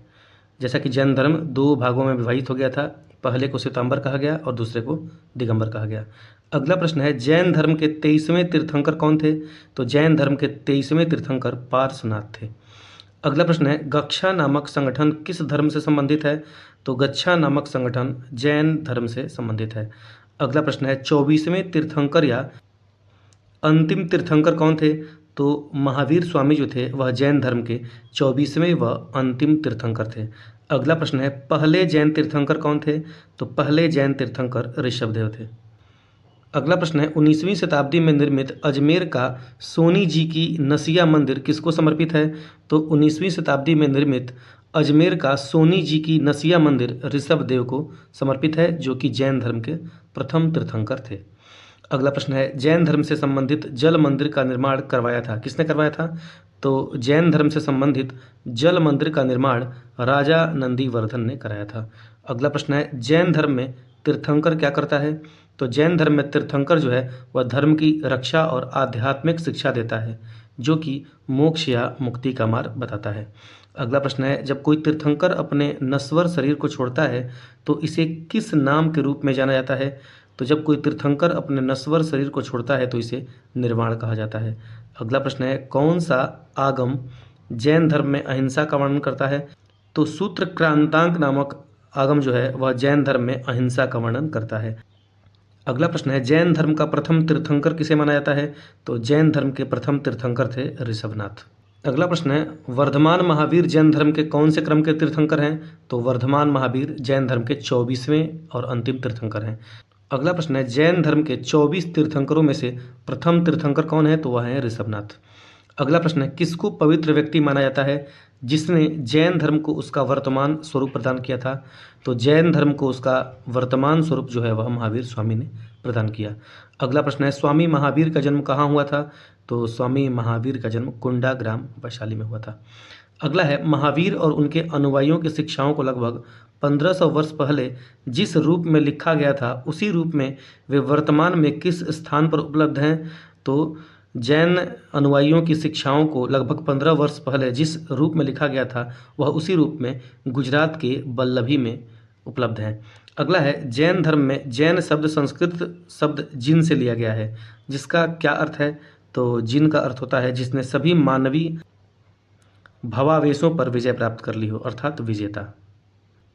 अगला प्रश्न है, जैन धर्म का तीर्थ स्थल पालीताड़ा मंदिर किस राज्य में स्थित है? तो जैन धर्म का तीर्थ स्थल पालीताड़ा मंदिर गुजरात राज्य में स्थित है। अगला प्रश्न है, दिगंबर संप्रदाय किससे संबंधित है? तो दिगंबर संप्रदाय जैन धर्म से संबंधित है। जैन धर्म जो है 2 भागों में विभाजित हो गया था, पहले को श्वेतांबर कहा गया और दूसरे को दिगंबर कहा गया। अगला प्रश्न है, 6वीं शताब्दी ईस्वी पूर्व में भारत में भगवान महावीर का जन्म हुआ था, कहाँ पे? तो कुंडा ग्राम वैशाली में महावीर स्वामी का जन्म हुआ था। अगला प्रश्न है, भगवान महावीर का मूल नाम क्या है? तो भगवान महावीर का मूल नाम वर्धमान है। अगला प्रश्न है, जैन मठ संस्थानों को क्या कहा जाता है? तो जैन मठ संस्थानों को बसादिस कहा जाता है। क्या कहा जाता है? बसादिस। बसादिस पूछा जाए क्या है? तो जैन मठ संस्थानों को बसादिस कहा जाता है। अगला प्रश्न है, पार्श्वनाथ जो एक क्षत्रिय और बनारस के राजा अश्वसेन का पुत्र था वह कौन से क्रम के जैन तीर्थंकर बने? तो पार्श्वनाथ जैन धर्म के 23वें तीर्थंकर बने। अगला प्रश्न है, शब्द श्वेतांबर किससे जुड़ा हुआ है? तो शब्द श्वेतांबर जैन धर्म से जुड़ा हुआ है। अगला प्रश्न है, जैन धर्म के संस्थापक कौन थे? तो जैन धर्म के संस्थापक ऋषभदेव थे। अगला प्रश्न है, जैन कल्पसूत्र की रचना किसने की थी? तो जैन कल्पसूत्र की रचना भद्रबाहु के द्वारा की गई। अगला प्रश्न है, मनुष्य जीवन का सर्वोत्तम ध्येय है कैवल्य, जिसका कि क्या अर्थ है? तो कैवल्य का अर्थ होता है इच्छाओं पर विजय प्राप्त करना। अगला प्रश्न है, भारत में पाल काल में एक महत्वपूर्ण अध्ययन केंद्र था, कौन सा केंद्र था वो? तो विक्रमशिला जो था वह भारत में पाल काल में एक महत्वपूर्ण अध्ययन केंद्र था जिसकी स्थापना धर्मपाल ने कराई थी। धर्मपाल ने, इसको ध्यान रखेंगे। अगला प्रश्न है, विक्रमशिला विश्वविद्यालय के अति महत्वपूर्ण आचार्य कौन कौन थे? तो विक्रमशिला विश्वविद्यालय के अति महत्वपूर्ण आचार्य थे विरोचन, अतिश, दीपांकर तथा रत्नाकर शांति। ध्यान रखेंगे चारों का नाम, यहाँ से कूट वाले प्रश्न भी बनाए जा सकते हैं। अगला प्रश्न है, तक्षशिला विश्वविद्यालय का उत्खनन कराया था किसने? तो जॉन मार्शल ने तक्षशिला विश्वविद्यालय का उत्खनन कराया था। अगला प्रश्न है, महावीर का प्रथम अनुयायी कौन बना? तो महावीर स्वामी का प्रथम अनुयायी जयमाली बना, जो कि उनका दामाद था। अगला प्रश्न है, त्रिरत्न सिद्धांत सम्यक धारणा, सम्यक चरित्र, सम्यक ज्ञान किस धर्म की महिमा है? तो त्रिरत्न सिद्धांत, सम्यक धारणा, सम्यक चरित्र और सम्यक ज्ञान जो है वह जैन धर्म की अवधारणा है या फिर महिमा है। अगला प्रश्न है, आजीवक संप्रदाय के संस्थापक कौन थे? तो मक्खली गोसाल जो थे वह आजीवक संप्रदाय के संस्थापक थे। हमारा अगला प्रश्न है, प्रारंभिक जैन साहित्य किस भाषा में लिखा गया था? तो प्रारंभिक जैन साहित्य को अर्धमागधी भाषा में लिखा गया। हमारा अगला प्रश्न है, यापनीय किस धर्म का संप्रदाय था? तो यापनीय जैन धर्म का संप्रदाय था। अच्छा प्रश्न है, इसको ध्यान रखेंगे कि यापनीय जैन धर्म का संप्रदाय था। अगला प्रश्न है, तीर्थंकर शब्द किससे संबंधित है? तो तीर्थंकर शब्द जैन धर्म से संबंधित है। अगला प्रश्न है, जैन सभा जिसमें अंतिम रूप से श्वेतांबर आगम का संपादन हुआ वह कहाँ पे हुई थी? तो वह सभा पाटलिपुत्र में हुई थी। अगला प्रश्न है, प्रभासगिरी तीर्थ स्थल है किसका है? तो प्रभासगिरी जो है जैनों का एक प्रसिद्ध तीर्थ स्थल है। अगला प्रश्न है, धर्म जो विश्व विनाशकारी प्रलय की अवधारणा में विश्वास नहीं करता वह कौन सा धर्म है? तो जैन धर्म जो है वह विश्व विनाशकारी प्रलय की अवधारणा में विश्वास नहीं करता है। अगला प्रश्न है, जैनियों की पवित्र पुस्तकें क्या कहलाती हैं? तो जैनियों की पवित्र पुस्तकों को अगम सिद्धांत या फिर आगम कहा जाता है।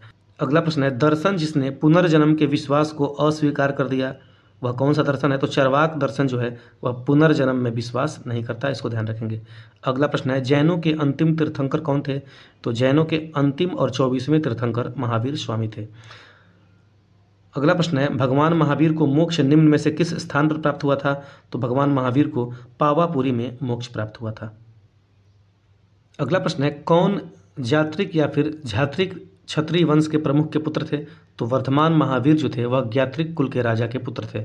अगला प्रश्न है, किस धर्म में 24 तीर्थंकर हुए हैं? तो जैन धर्म में 24 तीर्थंकर हुए हैं। हमारा अगला प्रश्न है, व्यवहारिक जीवन में 10 सार्वभौमिक गुणों का पालन करके आत्मशुद्धि और उत्थान के लिए प्रतिवर्ष पर्युषण पर्व किस धर्म में मनाया जाता है? तो पर्युषण पर्व जो है वह जैन धर्म में मनाया जाता है और यह प्रतिवर्ष मनाया जाता है।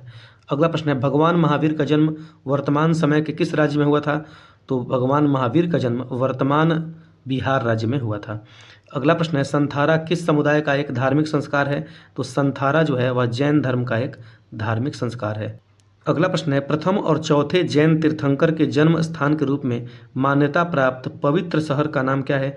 तो अयोध्या में प्रथम और चौथे तीर्थंकर का जन्म स्थान था। अगला प्रश्न है, जैन दर्शन शास्त्र के अनुसार जिन शब्द का क्या अर्थ होता है? तो जिन शब्द का अर्थ जैन दर्शन के अनुसार विजेता होता है।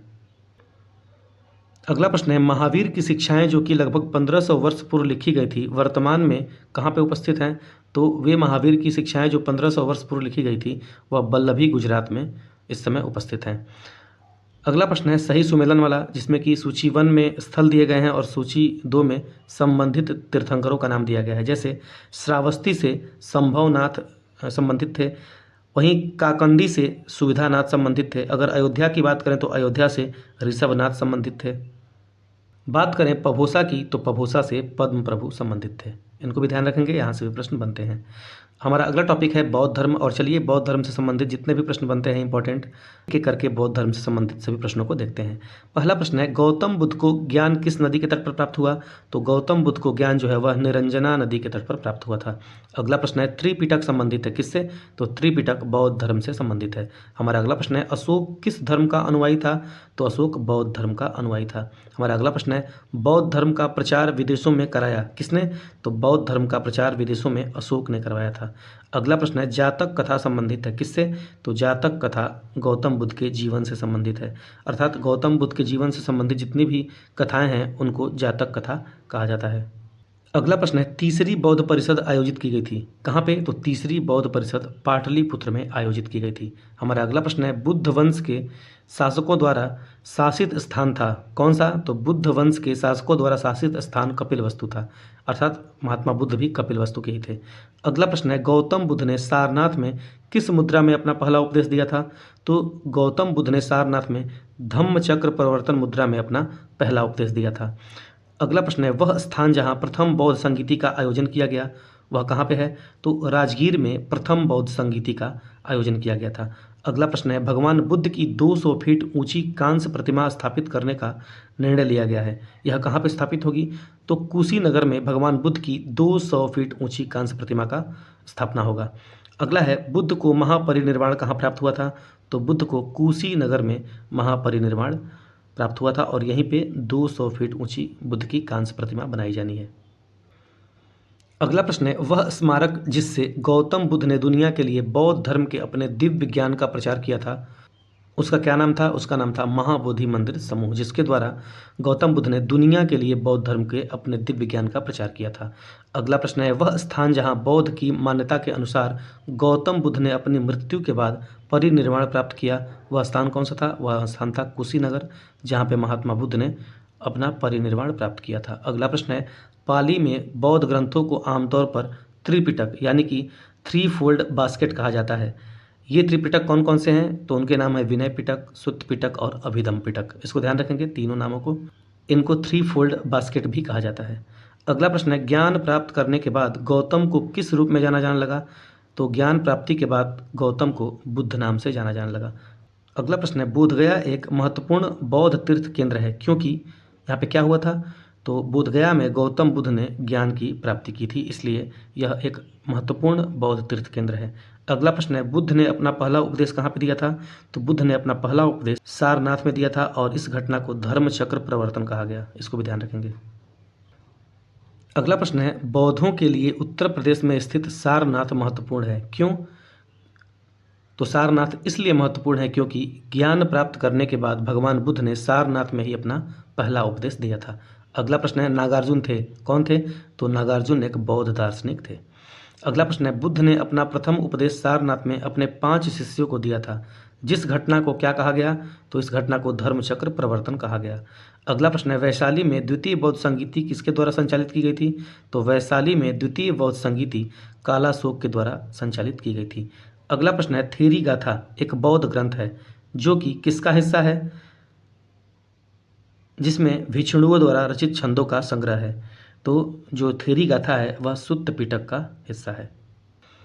अगला प्रश्न है, त्रिपिटकों में से अभिधम्म पिटक किससे संबंधित है? तो त्रिपिटकों में से अभिधम्म पिटक जो है दार्शनिक मामलों से संबंधित है। हमारा अगला प्रश्न है, माना जाता है कि गौतम अर्थात सिद्धार्थ ने अंतिम ज्ञान प्राप्ति के लिए बोध गया जाने से पहले 6 साल तक किस स्थान पर शुद्ध चित्त से ध्यान किया था?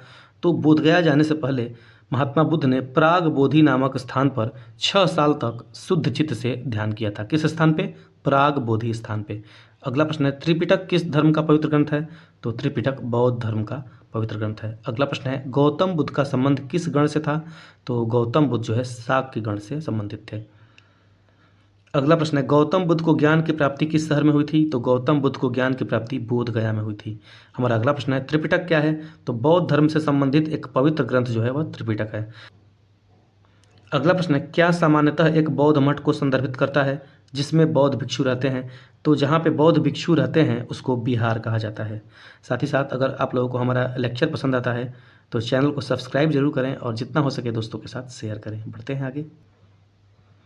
हमारा अगला प्रश्न है, गौतम बुद्ध ने आत्मज्ञान प्राप्त किया था कहाँ पे? तो गौतम बुद्ध ने बोध गया में आत्मज्ञान प्राप्त किया था। हमारा अगला प्रश्न है, हीनयान और महायान किस धर्म के पंथ हैं? तो हीनयान और महायान बौद्ध धर्म के पंथ हैं। बौद्ध धर्म भी 2 भागों में विभाजित हो गया था, पहले को हीनयान कहा गया, दूसरे को महायान कहा गया। अगला प्रश्न है, सिंह चतुर्मुख स्तंभ स्थित है कहाँ पे? तो सिंह चतुर्मुख स्तंभ जो है वह सारनाथ में स्थित है। अगला प्रश्न है, बोधिसत्व की अवधारणा किससे संबंधित है? तो बोधिसत्व की अवधारणा बौद्ध धर्म के महायान शाखा से संबंधित है। हमारा अगला प्रश्न है, विनय और सुत्त पिटक किस धर्म की शिक्षाओं के संकलन है? तो विनय पिटक, सुत्त पिटक और अभिधम्म पिटक बौद्ध धर्म से संबंधित है। हमारा अगला प्रश्न है, गौतम बुद्ध के उपदेशों में से अग्नि उपदेशक के रूप में किसे जाना जाता है? तो गौतम बुद्ध के उपदेशों में से आदित्य पर्याय सुत्त को जो है वह अग्नि उपदेश के रूप में जाना जाता है। किसको? आदित्य पर्याय सुत्त को अग्नि उपदेश के रूप में जाना जाता है। अगला प्रश्न है, जातक कथाएं किससे संबंधित हैं? तो जातक कथाएं बौद्ध धर्म से संबंधित हैं। हमारा अगला प्रश्न है, बुद्ध चरितम नामक महाकाव्य किसने लिखा था? तो बुद्ध चरितम नामक महाकाव्य अश्वघोष द्वारा लिखा गया। हमारा अगला प्रश्न है, गौतम बुद्ध का जन्म कहाँ पे हुआ था? तो गौतम बुद्ध का जन्म लुम्बिनी में हुआ था। हमारा अगला प्रश्न है, उस बौद्ध ग्रंथ का नाम बताइए जिसमें भिक्षुओं के लिए नियमों का उल्लेख है। तो विनय पिटक में जो है वह भिक्षुओं के लिए नियमों का उल्लेख किया गया है। अगला प्रश्न है, किस वृक्ष के नीचे रानी माया देवी ने गौतम बुद्ध को जन्म दिया था? तो साल वृक्ष के नीचे रानी माया देवी ने गौतम बुद्ध को जन्म दिया था। अगला प्रश्न है, स्तूप किस लिए बनाए गए थे? तो पवित्र स्मृति चिन्ह रखने के लिए स्तूपों का निर्माण किया गया था। अगला प्रश्न है, बौद्ध धर्म में कितने आर्य सत्य हैं? तो बौद्ध धर्म में कुल 4 आर्य सत्य हैं। कौन कौन से? संसार में दुख ही दुख है, दुखों का कारण है, दुखों का कारण तृष्णा है, और आप अगर दुखों से निवारण प्राप्त करना चाहते हैं तो आपको तृष्णा का नाश करना पड़ेगा। अगला प्रश्न है, बौद्ध धर्म में कितने अंगी पथ हैं? तो बौद्ध धर्म में कुल 8 अंगी पथ हैं। हमारा अगला प्रश्न है, त्रिपिटक पवित्र धर्म ग्रंथ किससे संबंधित है? तो त्रिपिटक जो है वह बौद्ध धर्म से संबंधित है। हमारा अगला प्रश्न है, त्रिपिटक किसके उपदेशों का सबसे पहला संग्रह है? तो त्रिपिटक जो है बौद्ध धर्म के उपदेशों का सबसे पहला संग्रह है। हमारा अगला प्रश्न है, गौतम बुद्ध को ज्ञान कहाँ पर प्राप्त हुआ था? तो गौतम बुद्ध को बोध गया में ज्ञान की प्राप्ति हुई थी। हमारा अगला प्रश्न है, बौद्ध धर्म का अध्ययन करने के लिए विजयवाड़ा में कौन रहा था? तो बौद्ध ग्रंथों का अध्ययन करने के लिए विजयवाड़ा में जुआन जांग जो कि चीनी विद्वान था वह रहा था। हमारा अगला प्रश्न है, बोध गया किस भारतीय राज्य में स्थित है? तो बोध गया जो है वह बिहार में स्थित है।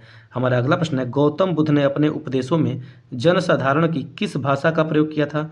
तो गौतम बुद्ध ने अपने उपदेशों में जनसाधारण की पाली भाषा का प्रयोग किया था। हमारा अगला प्रश्न है, जातक कथाओं में किसके जन्म और उनके पूर्व जीवन का वर्णन मिलता है? तो जातक कथाओं में बुद्ध के जीवन और उनकी पूर्व जीवन का जो है कथा मिलता है या फिर वर्णन मिलता है। अगला प्रश्न है, जैन धर्म और बौद्ध धर्म के उदय में भारत में ईसा पूर्व किस शताब्दी में धार्मिक अशांति देखी गई थी? तो जैन धर्म और बौद्ध धर्म के उदय में भारत के ईसा पूर्व 6ठी शताब्दी में जो है धार्मिक अशांति देखी गई थी और उन्हीं के आसपास इन दोनों धर्मों का विकास हुआ। अगला प्रश्न है, गौतम बुद्ध की माँ का नाम क्या था? तो गौतम बुद्ध की माँ का नाम था माया देवी। अगला प्रश्न है, किस धर्म में वास्तुकला में मुख्य रूप से चैत्य, विहार, स्तूप और स्तंभ होते हैं? तो बौद्ध धर्म में वास्तुकला में चैत्य, विहार, स्तूप और स्तंभ होते हैं। हमारा अगला प्रश्न है, बौद्ध तीर्थ स्थान दांत का मंदिर कहाँ स्थित है? तो बौद्ध तीर्थ स्थान दांत का मंदिर श्रीलंका में स्थित है। हमारा अगला प्रश्न है, बोरोबुदुर बौद्ध मंदिर स्थित है कहाँ पे? तो बोरोबुदुर बौद्ध मंदिर जो है वह इंडोनेशिया में स्थित है। दोनों प्रश्न इंपॉर्टेंट है, इसको ध्यान रखेंगे। अगला प्रश्न है, अजंता गुफा की चित्रकला भारत में किस धर्म के स्वर्ण युग का प्रमाण है? तो अजंता गुफा की चित्रकला जो है वह बौद्ध धर्म के स्वर्ण युग का प्रमाण है। अगला प्रश्न है, अजंता गुफाओं की चित्रकारी क्या दर्शाती है? तो अजंता गुफाओं में बौद्ध धर्म के जातक कथाओं का चित्रण किया गया है। अगला प्रश्न है, बुद्ध का जन्म कहाँ पे हुआ था? तो बुद्ध का जन्म लुम्बिनी में हुआ था। हमारा अगला प्रश्न है, बुद्ध की मृत्यु जहाँ हुई थी वह स्थान आज किस राज्य में है? तो वह स्थान उत्तर प्रदेश में है और वह स्थान कौन सा है? कुशीनगर। अगला प्रश्न है, बुद्ध के जीवन की किस घटना को महावीर निष्क्रमण के रूप में जाना जाता है? तो जब बुद्ध ने अपने घर को त्याग के ज्ञान प्राप्ति करने के लिए चले गए थे तो उस घटना को बौद्ध धर्म में क्या कहते हैं? महावीर निष्क्रमण। अगला प्रश्न है, बुद्ध के उपदेश संबंधित हैं किससे? तो बुद्ध के उपदेश जो है वह आचरण की शुद्धता और पवित्रता से संबंधित हैं। हमारा अगला प्रश्न है, भारतीय कला में बुद्ध के जीवन की किस घटना का चित्रण मृग सहित चक्र द्वारा हुआ है? तो बुद्ध के जीवन में प्रथम उपदेश जब उन्होंने दिया था उस घटना का चित्रण मृग सहित चक्र द्वारा हुआ है। अगला प्रश्न है, बुद्ध ने सर्वाधिक उपदेश कहाँ दिए थे? तो महात्मा बुद्ध ने सबसे ज़्यादा उपदेश अपने श्रावस्ती में दिए थे। हमारा अगला प्रश्न है, बौद्ध संघ भिक्षुणी के रूप में स्त्रियों के प्रवेश की अनुमति बुद्ध द्वारा कहाँ दी गई थी? तो बौद्ध संघ में भिक्षुणी के रूप में स्त्रियों के प्रवेश की अनुमति महात्मा बुद्ध द्वारा वैशाली में दी गई थी। अगला प्रश्न है, बुद्ध के जीवन काल में ही कौन संघ प्रमुख होना चाहता था? तो बुद्ध के जीवन काल में ही देवदत्त जो था वह संघ का प्रमुख होना चाहता था। हमारा अगला प्रश्न है, बुद्ध द्वारा रूपांतरित अंतिम व्यक्ति कौन था? तो बुद्ध द्वारा रूपांतरित अंतिम व्यक्ति सुबुद्ध था, उसके बाद इनकी मृत्यु हो गई। हमारा अगला प्रश्न है, त्रिपिटक क्या है? तो बुद्ध के उपदेशों का संग्रह ही त्रिपिटक होता है और इसमें कौन कौन शामिल हैं? तो विनय पिटक, सुत्त पिटक और अभिधम्म पिटक, इन तीनों को आप लोग ध्यान रखेंगे। हमारा अगला प्रश्न है, बौद्ध धर्म में त्रिरत्न इंगित करता है क्या? तो बौद्ध धर्म में त्रिरत्न जो है बुद्ध, धम्म और संघ को इंगित करता है। अच्छा प्रश्न है, इसको ध्यान रखेंगे। त्रिरत्न क्या है बौद्ध धर्म में? बुद्ध, धम्म और संघ। अगला प्रश्न है, प्रथम बौद्ध समिति का आयोजन हुआ था किसके शासनकाल में? तो प्रथम बौद्ध समिति का आयोजन अजात शत्रु के शासनकाल में हुआ था। अगला प्रश्न है, संसार अस्थिर और क्षणिक है, यह कथन था किसका? तो यह कथन बौद्ध का था, अर्थात बौद्ध धर्म का महात्मा बुद्ध का था कि उनका महात्मा बुद्ध का कथन था कि संसार अस्थिर है और क्षणिक है। अगला प्रश्न है, बौद्ध ग्रंथ जिसमें संघ जीवन के नियम प्राप्त होते हैं वह कौन है? वह है विनय पिटक, जिसमें संघ जीवन के नियम प्राप्त होते हैं। अगला प्रश्न है, किस विदेशी राजा ने समुद्रगुप्त से अनुरोध किया था कि उसे भारत में बौद्ध विहार बनाने की अनुमति दी जाए? तो मेघवर्मन ने समुद्रगुप्त से अनुरोध किया था कि उसे भारत में बौद्ध विहार बनाने की अनुमति दी जाए। अगला प्रश्न है, बोध गया में महात्मा बुद्ध ने 2 बंजारों को उपदेश देकर अपना उपासक बना लिया था। वे 2 बंजारे कौन कौन थे? तो मल्लिक और तपस्सु नामक बंजारे को महात्मा बुद्ध द्वारा बोध गया में उपदेश देकर अपना उपासक बना लिया गया था। अगला प्रश्न है, सप्तपर्णी गुफा कहाँ स्थित है? तो सप्तपर्णी गुफा जो है वह राजगृह बिहार में स्थित है। अगला प्रश्न है, विशुद्धिमग्ग नामक पुस्तक किस संप्रदाय से संबंधित है? तो विशुद्धिमग्ग नामक पुस्तक बुद्ध धर्म की हीनयान शाखा से संबंधित है। अगला प्रश्न है, शून्यता के सिद्धांत का सर्वप्रथम प्रतिपादन करने वाले बौद्ध दार्शनिक कौन थे? तो नागार्जुन वह बौद्ध दार्शनिक थे जिन्होंने शून्यता के सिद्धांत को दिया था। हमारा अगला प्रश्न है, उत्तर प्रदेश में बौद्ध एवं जैनियों दोनों की प्रसिद्ध तीर्थस्थली कौन सी है? तो उत्तर प्रदेश में बौद्ध एवं जैनियों दोनों की प्रसिद्ध तीर्थस्थली कौशाम्बी है। हमारा अगला प्रश्न है, बौद्ध तथा जैन दोनों ही धर्म विश्वास करते हैं कि क्या करते हैं? तो बौद्ध धर्म और जैन धर्म दोनों कर्म तथा पुनर्जन्म के सिद्धांत में विश्वास करते हैं। हमारा अगला प्रश्न है, अफगानिस्तान का बामियान प्रसिद्ध था किसके लिए? तो अफगानिस्तान का बामियान जो था वह बुद्ध प्रतिमा के लिए प्रसिद्ध था। हमारा अगला प्रश्न है, देश में मूर्ति पूजा की नींव किसने रखी? तो बौद्ध धर्म ने देश में मूर्ति पूजा की नींव रखी थी। हमारा अगला प्रश्न है, वह काल जिसमें बुद्ध की खड़ी प्रतिमा बनाई गई थी वह कौन सा था? वह था कुषाण काल, जिसमें बुद्ध की खड़ी प्रतिमा बनाई गई। हमारा अगला प्रश्न है, भूमि स्पर्श मुद्रा की सारनाथ बुद्ध प्रतिमा संबंधित है किससे? तो भूमि स्पर्श मुद्रा की सारनाथ बुद्ध प्रतिमा गुप्त काल से संबंधित है। हमारा अगला प्रश्न है, विक्रमशिला विहार का संस्थापक कौन था? तो विक्रमशिला विहार की स्थापना धर्मपाल द्वारा कराई गई थी। हमारा अगला प्रश्न है, स्तूप के उत्खनन में सारीपुत्र के अवशेष कहाँ से प्राप्त होते हैं? तो स्तूप के उत्खनन में सारीपुत्र के अवशेष जो है वह सांची से प्राप्त होते हैं। हमारा अगला प्रश्न है, बौद्ध पवित्र स्थल जो निरंजना नदी पर स्थित था वह कौन सा था? तो बोधगया नामक बौद्ध पवित्र स्थल जो था वह निरंजना नदी के तट पर स्थित था। हमारा अगला प्रश्न है, एशिया के ज्योतिपुंज के तौर पर किसे जाना जाता है? तो महात्मा बुद्ध को एशिया के ज्योतिर्पुंज के रूप में जाना जाता है। हमारा अगला प्रश्न है, गौतम बुद्ध के समय का प्रसिद्ध वैद्य जीवक किसके दरबार से संबंधित था? तो गौतम बुद्ध के समय का प्रसिद्ध वैद्य जीवक जो था वह बिंबिसार के शासनकाल से संबंधित था। हमारा अगला प्रश्न है, बुद्ध कौशाम्बी में कब आए थे? तो बुद्ध कौशाम्बी में उदयन के शासनकाल में आए थे। हमारा अगला प्रश्न है, तिब्बत में बौद्ध धर्म के सुधार में महती भूमिका निभाने वाले उपाध्याय अतीश किस बिहार के प्रसिद्ध विद्वान थे? तो उपाध्याय अतीश जो थे वह विक्रमशिला बिहार के प्रसिद्ध विद्वान थे। पीछे हम लोगों ने विक्रमशिला के कुछ प्रसिद्ध विद्वानों के बारे में पढ़ा भी है। अगला है, अर्धनारीश्वर मूर्ति में आधा शिव तथा आधा पार्वती किसका प्रतीक है? तो अर्धनारीश्वर मूर्ति में आधा शिव तथा आधा पार्वती देव और उसकी शक्ति का प्रतीक है। अगला प्रश्न है, गौतम बुद्ध ने प्रथम धार्मिक प्रवचन दिया था कहाँ पे? तो गौतम बुद्ध ने अपना प्रथम धार्मिक प्रवचन सारनाथ में दिया था, जिसको कि धर्मचक्र प्रवर्तन के नाम से जाना गया। अगला प्रश्न है, भारत में सर्वप्रथम मानव मूर्तियों की पूजा कब हुई थी? तो भारत में सर्वप्रथम मानव मूर्तियों की पूजा बुद्ध काल से प्रारंभ हुई। हमारा अगला प्रश्न है, भारतीय कला में बुद्ध के जीवन की वह घटना जिसका चित्रण मृग सहित चक्र द्वारा हुआ है वह क्या था? वह उनका था प्रथम उपदेश का दिया जाना जो है मृग सहित चक्र के द्वारा उनका चित्रण किया गया है। अगला प्रश्न है, बौद्ध धर्म में भिक्षुणी बनने वाली प्रथम महिला कौन थी? तो बौद्ध धर्म में भिक्षुणी बनने वाली प्रथम महिला थी महाप्रजापति गौतमी। अगला प्रश्न है, बौद्ध काल का सबसे पुराना स्तूप कौन सा है? तो बौद्ध काल का सबसे पुराना स्तूप है सांची का स्तूप। हमारा अगला प्रश्न है, बुद्ध ने कहाँ पर एक पीपल के पेड़ के नीचे कई दिनों तक तपस्या की जहाँ उन्हें ज्ञान प्राप्त हुआ था? तो बुद्ध ने बोधगया में पीपल वृक्ष के नीचे तपस्या की जहाँ पे उन्हें ज्ञान प्राप्त हुआ था। अगला प्रश्न है, संघ में रहने वाले बौद्ध भिक्षुओं के लिए बनाए गए नियम कहाँ मिलते हैं? तो संघ में रहने वाले बौद्ध भिक्षुओं के लिए बनाए गए नियम विनय पिटक में प्राप्त होते हैं। हमारा अगला प्रश्न है, प्रथम बौद्ध परिषद को किसके द्वारा संरक्षण प्रदान किया गया था?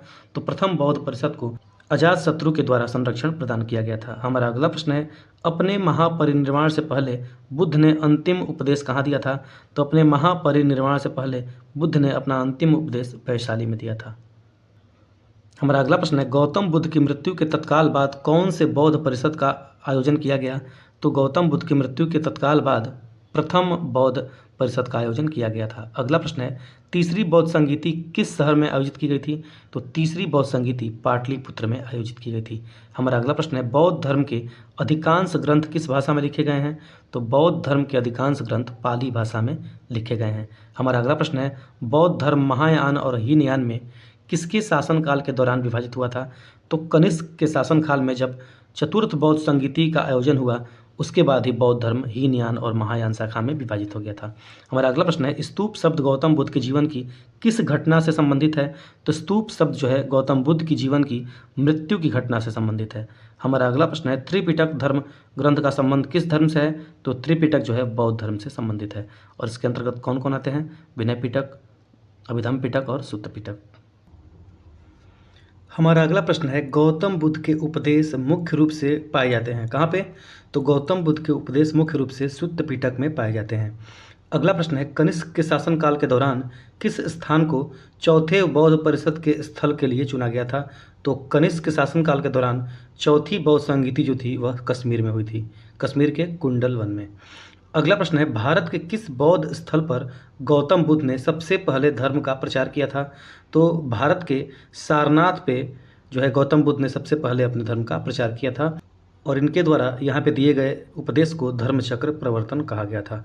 अगला प्रश्न है, पश्चिमी हिमालय में बौद्ध शिक्षा का सबसे बड़ा केंद्र गोम्पा किस राज्य या फिर संघ राज्य क्षेत्र में स्थित है? तो पश्चिमी हिमालय में स्थित गोम्पा जो है वह हिमाचल प्रदेश में स्थित है। हमारा अगला टॉपिक है बुद्ध के जीवन की घटनाएं और उनसे संबंध स्थल। अगर हम महात्मा बुद्ध के जन्म स्थान की बात करें तो उनका जन्म लुम्बिनी में हुआ था। अगर महात्मा बुद्ध के ज्ञान प्राप्ति की बात करें तो महात्मा बुद्ध को ज्ञान प्राप्ति बोधगया में हुई थी। अगर हम महात्मा बुद्ध के प्रथम उपदेश की बात करें तो उन्होंने अपना प्रथम उपदेश सारनाथ में दिया था। अगर हम महात्मा बुद्ध के निर्वाण की प्राप्ति की बात करें तो उन्होंने कुशीनगर में निर्वाण प्राप्त किया था। अब हम बौद्ध संगीतियों के बारे में जानेंगे कि कौन सी संगीति किस स्थान पर हुई थी और किस वर्ष हुई थी।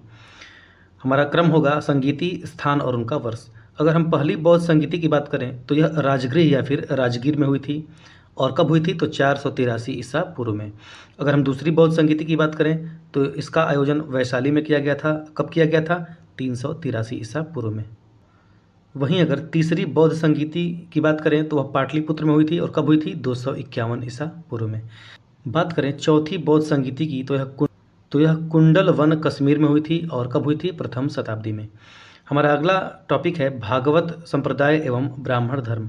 और चलिए इससे संबंधित सभी प्रश्नों को हल करते हैं। पहला प्रश्न है एक पौराणिक कथा के अनुसार वह देवता जिसने दशाश्वमेध घाट पर किए जाने वाले दशाश्वमेध यज्ञ के दौरान 10 घोड़ों की बलि दी थी वह कौन थे? वह थे भगवान ब्रह्मा। अगला प्रश्न है हिंदू पौराणिक कथाओं के अनुसार महाकाव्य रामायण में भगवान श्री राम अयोध्या के शासक थे। तो अयोध्या जो थी वह किसकी राजधानी थी? तो अयोध्या कोसल राज्य की राजधानी थी। अगला प्रश्न है भागवत गीता मूलतः महाभारत के किस भाग का अंश है? तो भागवत गीता जो है मूलतः महाभारत के भीष्म पर्व का जो है वह भाग है। अगला प्रश्न है नागार्जुन कोंडा शहर की स्थापना किसके द्वारा की गई थी? तो नागार्जुन कोंडा शहर की स्थापना इक्ष्वाकु राजवंश द्वारा की गई थी। हमारा अगला टॉपिक है तुम्हारा अधिकार कर्म पर है, फल की प्राप्ति पर नहीं है। यह किसके द्वारा कहा गया था? तो यह गीता में कहा गया है। गीता में कहा गया है कि तुम्हारा अधिकार कर्म पर है, फल की प्राप्ति पर नहीं है। इसको कहा गया है संस्कृत में कर्मण्येवाधिकारस्ते मा फलेषु कदाचन। अगला प्रश्न है मोक्ष के साधन के रूप में ज्ञान, कर्म तथा भक्ति को समान महत्व कौन देता है? तो मोक्ष के लिए ज्ञान, कर्म तथा भक्ति को समान महत्व भगवत गीता देता है। अगला प्रश्न है भागवत धर्म से संबंधित प्राचीन अभिलेखी साक्ष्य कहाँ मिलता है? तो भागवत धर्म से संबंधित सबसे प्राचीन अभिलेखी साक्ष्य जो है वह हेलियोडोरस के बेसनगर अभिलेख से प्राप्त होता है। अगला प्रश्न है आदि शंकराचार्य द्वारा स्थापित 4 मठ स्थित है कहाँ कहाँ? तो आदि शंकराचार्य द्वारा जो स्थापित 4 मठ हैं वह जोशी मठ, द्वारका, पुरी और श्रृंगेरी में स्थित हैं। अगला है नैनार थे, क्या थे? तो शैव धर्म अनुयायियों को नैनार कहा जाता है। वहीं अलवार की बात करें तो अलवार जो हैं वह विष्णु धर्म के उपासक होते हैं। अगर आप लोगों को ये सारी चीज़ें विस्तृत रूप से पढ़नी है तो आप हमारे मध्यकालीन भारतीय इतिहास की सीरीज से जुड़ सकते हैं, जिसका प्लेलिस्ट आपको वीडियो लेक्चर में मिल जाएगा। और उसमें काफ़ी विस्तार से हम लोगों ने हर एक टॉपिक को कवर किया है। उसमें आप भक्ति आंदोलन नाम से टॉपिक होगा, उसको देख लेंगे तो ये सारी चीज़ें आपकी क्लियर हो जाएंगी। हमारा अगला प्रश्न है क्या एक ब्रह्मांडी नर्तक के रूप में हिंदू भगवान शिव का चित्रण है जो तांडवम नामक अपने दिव्य नृत्य का प्रदर्शन करते हैं?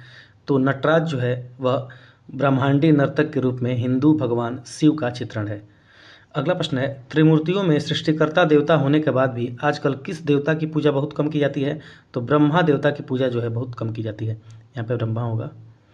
अगला प्रश्न है प्रारंभिक भक्ति आंदोलन में से एक नैनारों के नेतृत्व में हुआ जो कि किसके भक्त थे? तो नैनार किसके थे? नैनार शिव भक्त थे।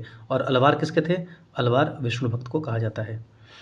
अगला प्रश्न है पशुपति संप्रदाय के प्रवर्तक कौन थे? तो पशुपति संप्रदाय के प्रवर्तक लकुलिस थे। अगला प्रश्न है दक्षिण भारत के कुछ अंश में भगवान विष्णु को किस भगवान के नाम से भी जाना जाता है? तो दक्षिण भारत में भगवान विष्णु को वेंकटेश्वर के नाम से भी जाना जाता है।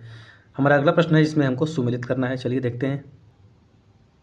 सूची 1 में जो है भक्तिकालीन संतों का नाम दिया गया है और सूची 2 में उनके द्वारा प्रसारित मत को दिया गया है। अगर वल्लभाचार्य की बात करें तो वल्लभाचार्य ने पुष्टि मार्ग का प्रचार किया, रामानुज ने विशिष्ट अद्वैतवाद का सिद्धांत दिया, माधवाचार्य ने अद्वैतवाद का सिद्धांत दिया और शंकराचार्य ने अद्वैतवाद का सिद्धांत दिया। मैं फिर से बता दूं कि आप हमारे कंप्लीट मध्यकालीन भारतीय इतिहास से जुड़ सकते हैं, जिसमें हम लोगों ने काफ़ी डिटेल पूर्वक हर एक पहलू को कवर किया है और वो हमारी थ्योरी क्लास है। वहाँ से आप इन सारे टॉपिक्स को कवर कर सकते हैं। ठीक उसी प्रकार से हम लोग अन्य विषयों की भी थ्योरी क्लास लाएंगे, लेकिन NCERT सीरीज़ ख़त्म करने के बाद। अगला प्रश्न है जिसमें सही सुमेलन करना है। पहले कॉलम में देवता का नाम दिया गया है और दूसरे कॉलम में उनकी पहचान दी गई है। जैसे अगर भगवान शिव की बात करें तो शिव का प्रतीक क्या है? त्रिशूल। अगर भगवान विष्णु की बात करें तो उनका जो है प्रतीक क्या है? चक्र है। अगर गणेश भगवान की बात करें तो उनका प्रतीक रस्सी या फंदा है। अगर माता सरस्वती की बात करें तो उनका जो प्रतीक है वह बीड़ा है। अगला क्वेश्चन भी सुमेलन वाला है जिसमें से इधर भक्तिकालीन दार्शनिक दिए गए हैं और इधर उनका दर्शन दिया गया है। रामानुज का दर्शन क्या था? विशिष्ट अद्वैतवाद था।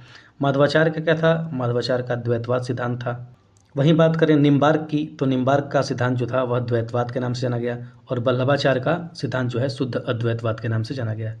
हमारा अगला टॉपिक है मौर्य साम्राज्य और मौर्य साम्राज्य से जितने भी प्रश्न बन सकते हैं एग्जाम के लिए महत्वपूर्ण, उन सबको चलिए देखते हैं। पहला प्रश्न है मौर्य राजवंश की स्थापना मगध में हुई थी जो कि वर्तमान में किस नाम से जाना जाता है? तो मौर्य राजवंश की स्थापना मगध में हुई थी जो कि वर्तमान में बिहार के नाम से जाना जाता है। अगला प्रश्न है मौर्य राजवंश के अंतिम शासक कौन थे? तो मौर्य राजवंश के अंतिम शासक बृहद्रथ थे। अगला प्रश्न है वह व्यक्ति जिनका नाम देवा नाम प्रियदर्शी था वह कौन थे? तो अशोक का नाम देवा नाम प्रियदर्शी था। हमारा अगला प्रश्न है चंद्रगुप्त के पुत्र जिन्होंने 298 से लेकर 272 ईसा पूर्व के बीच शासन किया था और संपूर्ण भारत में साम्राज्य को बढ़ाया वह कौन थे? वह थे बिंदुसार। कंफ्यूज नहीं होना है, बिंबिसार हर्यक वंश से थे और बिंदुसार जो थे वह मौर्य वंश से थे।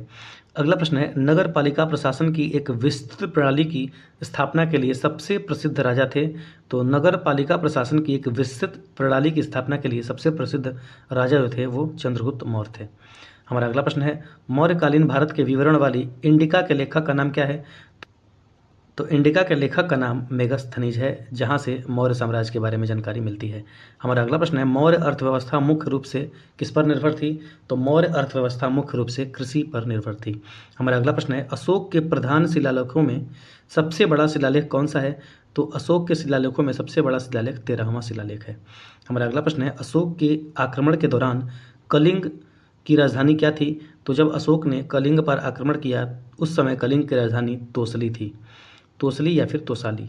अगला प्रश्न है किन नदियों के बीच तक्षशिला शहर स्थित था? तो तक्षशिला शहर जो था वह सिंधु और झेलम नदियों के बीच में स्थित था।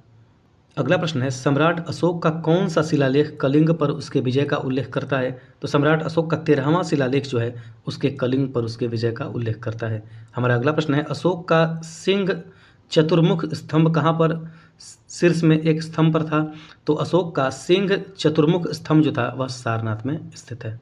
अगला प्रश्न है चंद्रगुप्त मौर्य के प्रसिद्ध राजनीतिक सलाहकार का नाम क्या था? तो चंद्रगुप्त मौर्य के प्रसिद्ध राजनीतिक सलाहकार का नाम चाणक्य था जिसको कि विष्णुगुप्त के नाम से भी जाना जाता था। अगला प्रश्न है अशोक का वह शिलालेख जिसमें ब्राह्मी लिपि का प्रयोग नहीं किया गया था वह कहाँ का है? तो वह शहबाज गढ़ी का है। अशोक के शहबाज गढ़ी अभिलेख में जो है ब्राह्मी लिपि का प्रयोग नहीं किया गया है। अगला प्रश्न है मौर्य कला का सर्वोत्तम प्रतिमान क्या है? तो मौर्य कला का सर्वोत्तम प्रतिमान है स्तंभलेख।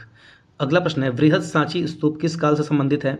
तो सांची का स्तूप मौर्य काल से संबंधित है जिसका निर्माण सम्राट अशोक ने कराया था, इसको ध्यान रखेंगे। हमारा अगला प्रश्न है पाटलिपुत्र में स्थानांतरित होने से पहले क्या कई वर्ष तक मगध की राजधानी थी? तो पाटलिपुत्र राजधानी बनने से पहले मगध की राजधानी राजगृह थी। हमारा अगला प्रश्न है लौरिया नंदगढ़ स्तंभ कहाँ पर स्थित है? तो लौरिया नंदगढ़ स्तंभ जो है वह चंपारण में स्थित है और चंपारण कहाँ पे है? चंपारण बिहार में स्थित है। अगला प्रश्न है सम्राट अशोक का पितामह था कौन? तो सम्राट अशोक के पितामह चंद्रगुप्त मौर्य थे। चंद्रगुप्त मौर्य का लड़का बिंदुसार था और बिंदुसार के पुत्र कौन थे? अशोक थे। अगला प्रश्न है किस मौर्य सम्राट ने लगभग 287 या फिर 268 से 231 ईसा पूर्व के अपने शासनकाल के दौरान शिलाओं और स्तंभों पर अपने लेख उत्कीर्ण करवाए थे? तो वह थे चंद्रगुप्त मौर्य। अगला प्रश्न है वह स्थल आधुनिक गुजरात में स्थित है जहां अशोक के शिलालेख अवस्थित हैं, तो वह स्थल कौन सा है? तो गुजरात के गिरनार में अशोक के स्तंभ प्राप्त हुए हैं। अगला प्रश्न है लगभग 260 ईसा पूर्व किस मौर्य सम्राट ने कलिंग को जीतने के लिए सैन्य अभियान का नेतृत्व किया था?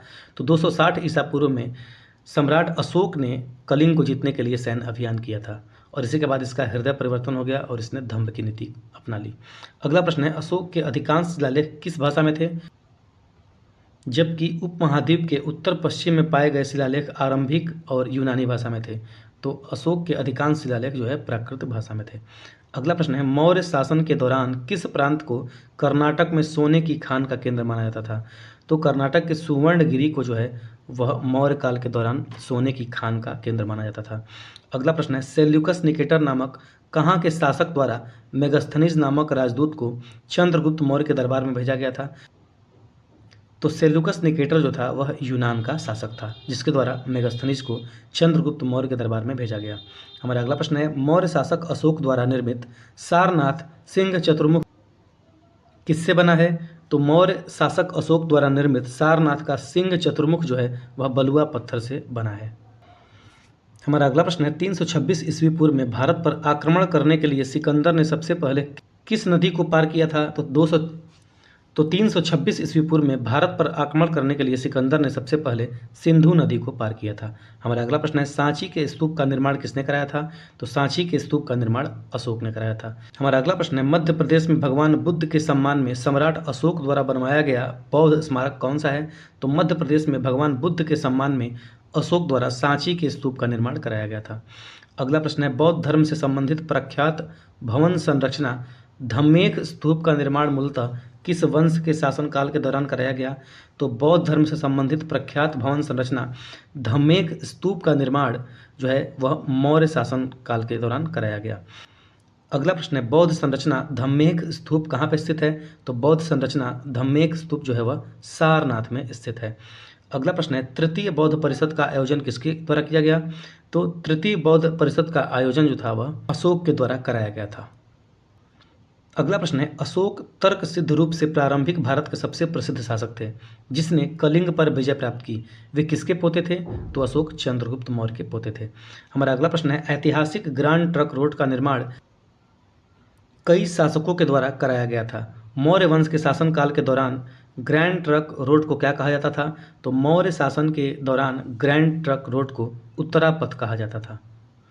अच्छा प्रश्न है, ध्यान रखेंगे।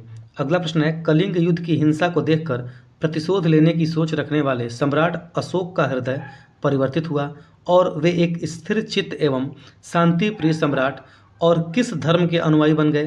तो कलिंग के युद्ध के बाद सम्राट अशोक बौद्ध धर्म के अनुयायी बन गए। अगला प्रश्न है, चंद्रगुप्त मौर्य के गुरु कौन थे? तो चंद्रगुप्त मौर्य के गुरु थे विष्णुगुप्त या फिर चाणक्य। दोनों एक ही हैं, अलग अलग नाम है। और इनकी कृति पूछी जाती है कि इनकी प्रमुख रचना कौन सी है? तो वह है अर्थशास्त्र। और अर्थशास्त्र से आपको कंफ्यूज नहीं होना है, अर्थशास्त्र जो है वह राजनीति पर आधारित पुस्तक है, यह भी कई बार एग्जाम में पूछा गया है। अगला प्रश्न है, उदयन ने मगध की राजधानी को किस शहर से हटाकर पाटलिपुत्र में स्थानांतरित किया था? तो उदयन ने अपनी राजधानी राजगीर को बनाया था, कहाँ से हटा के? पाटलिपुत्र से। अगला प्रश्न है, मेगास्थनीज ने कौन सी पुस्तक लिखी है? तो मेगास्थनीज ने इंडिका नामक पुस्तक लिखी है।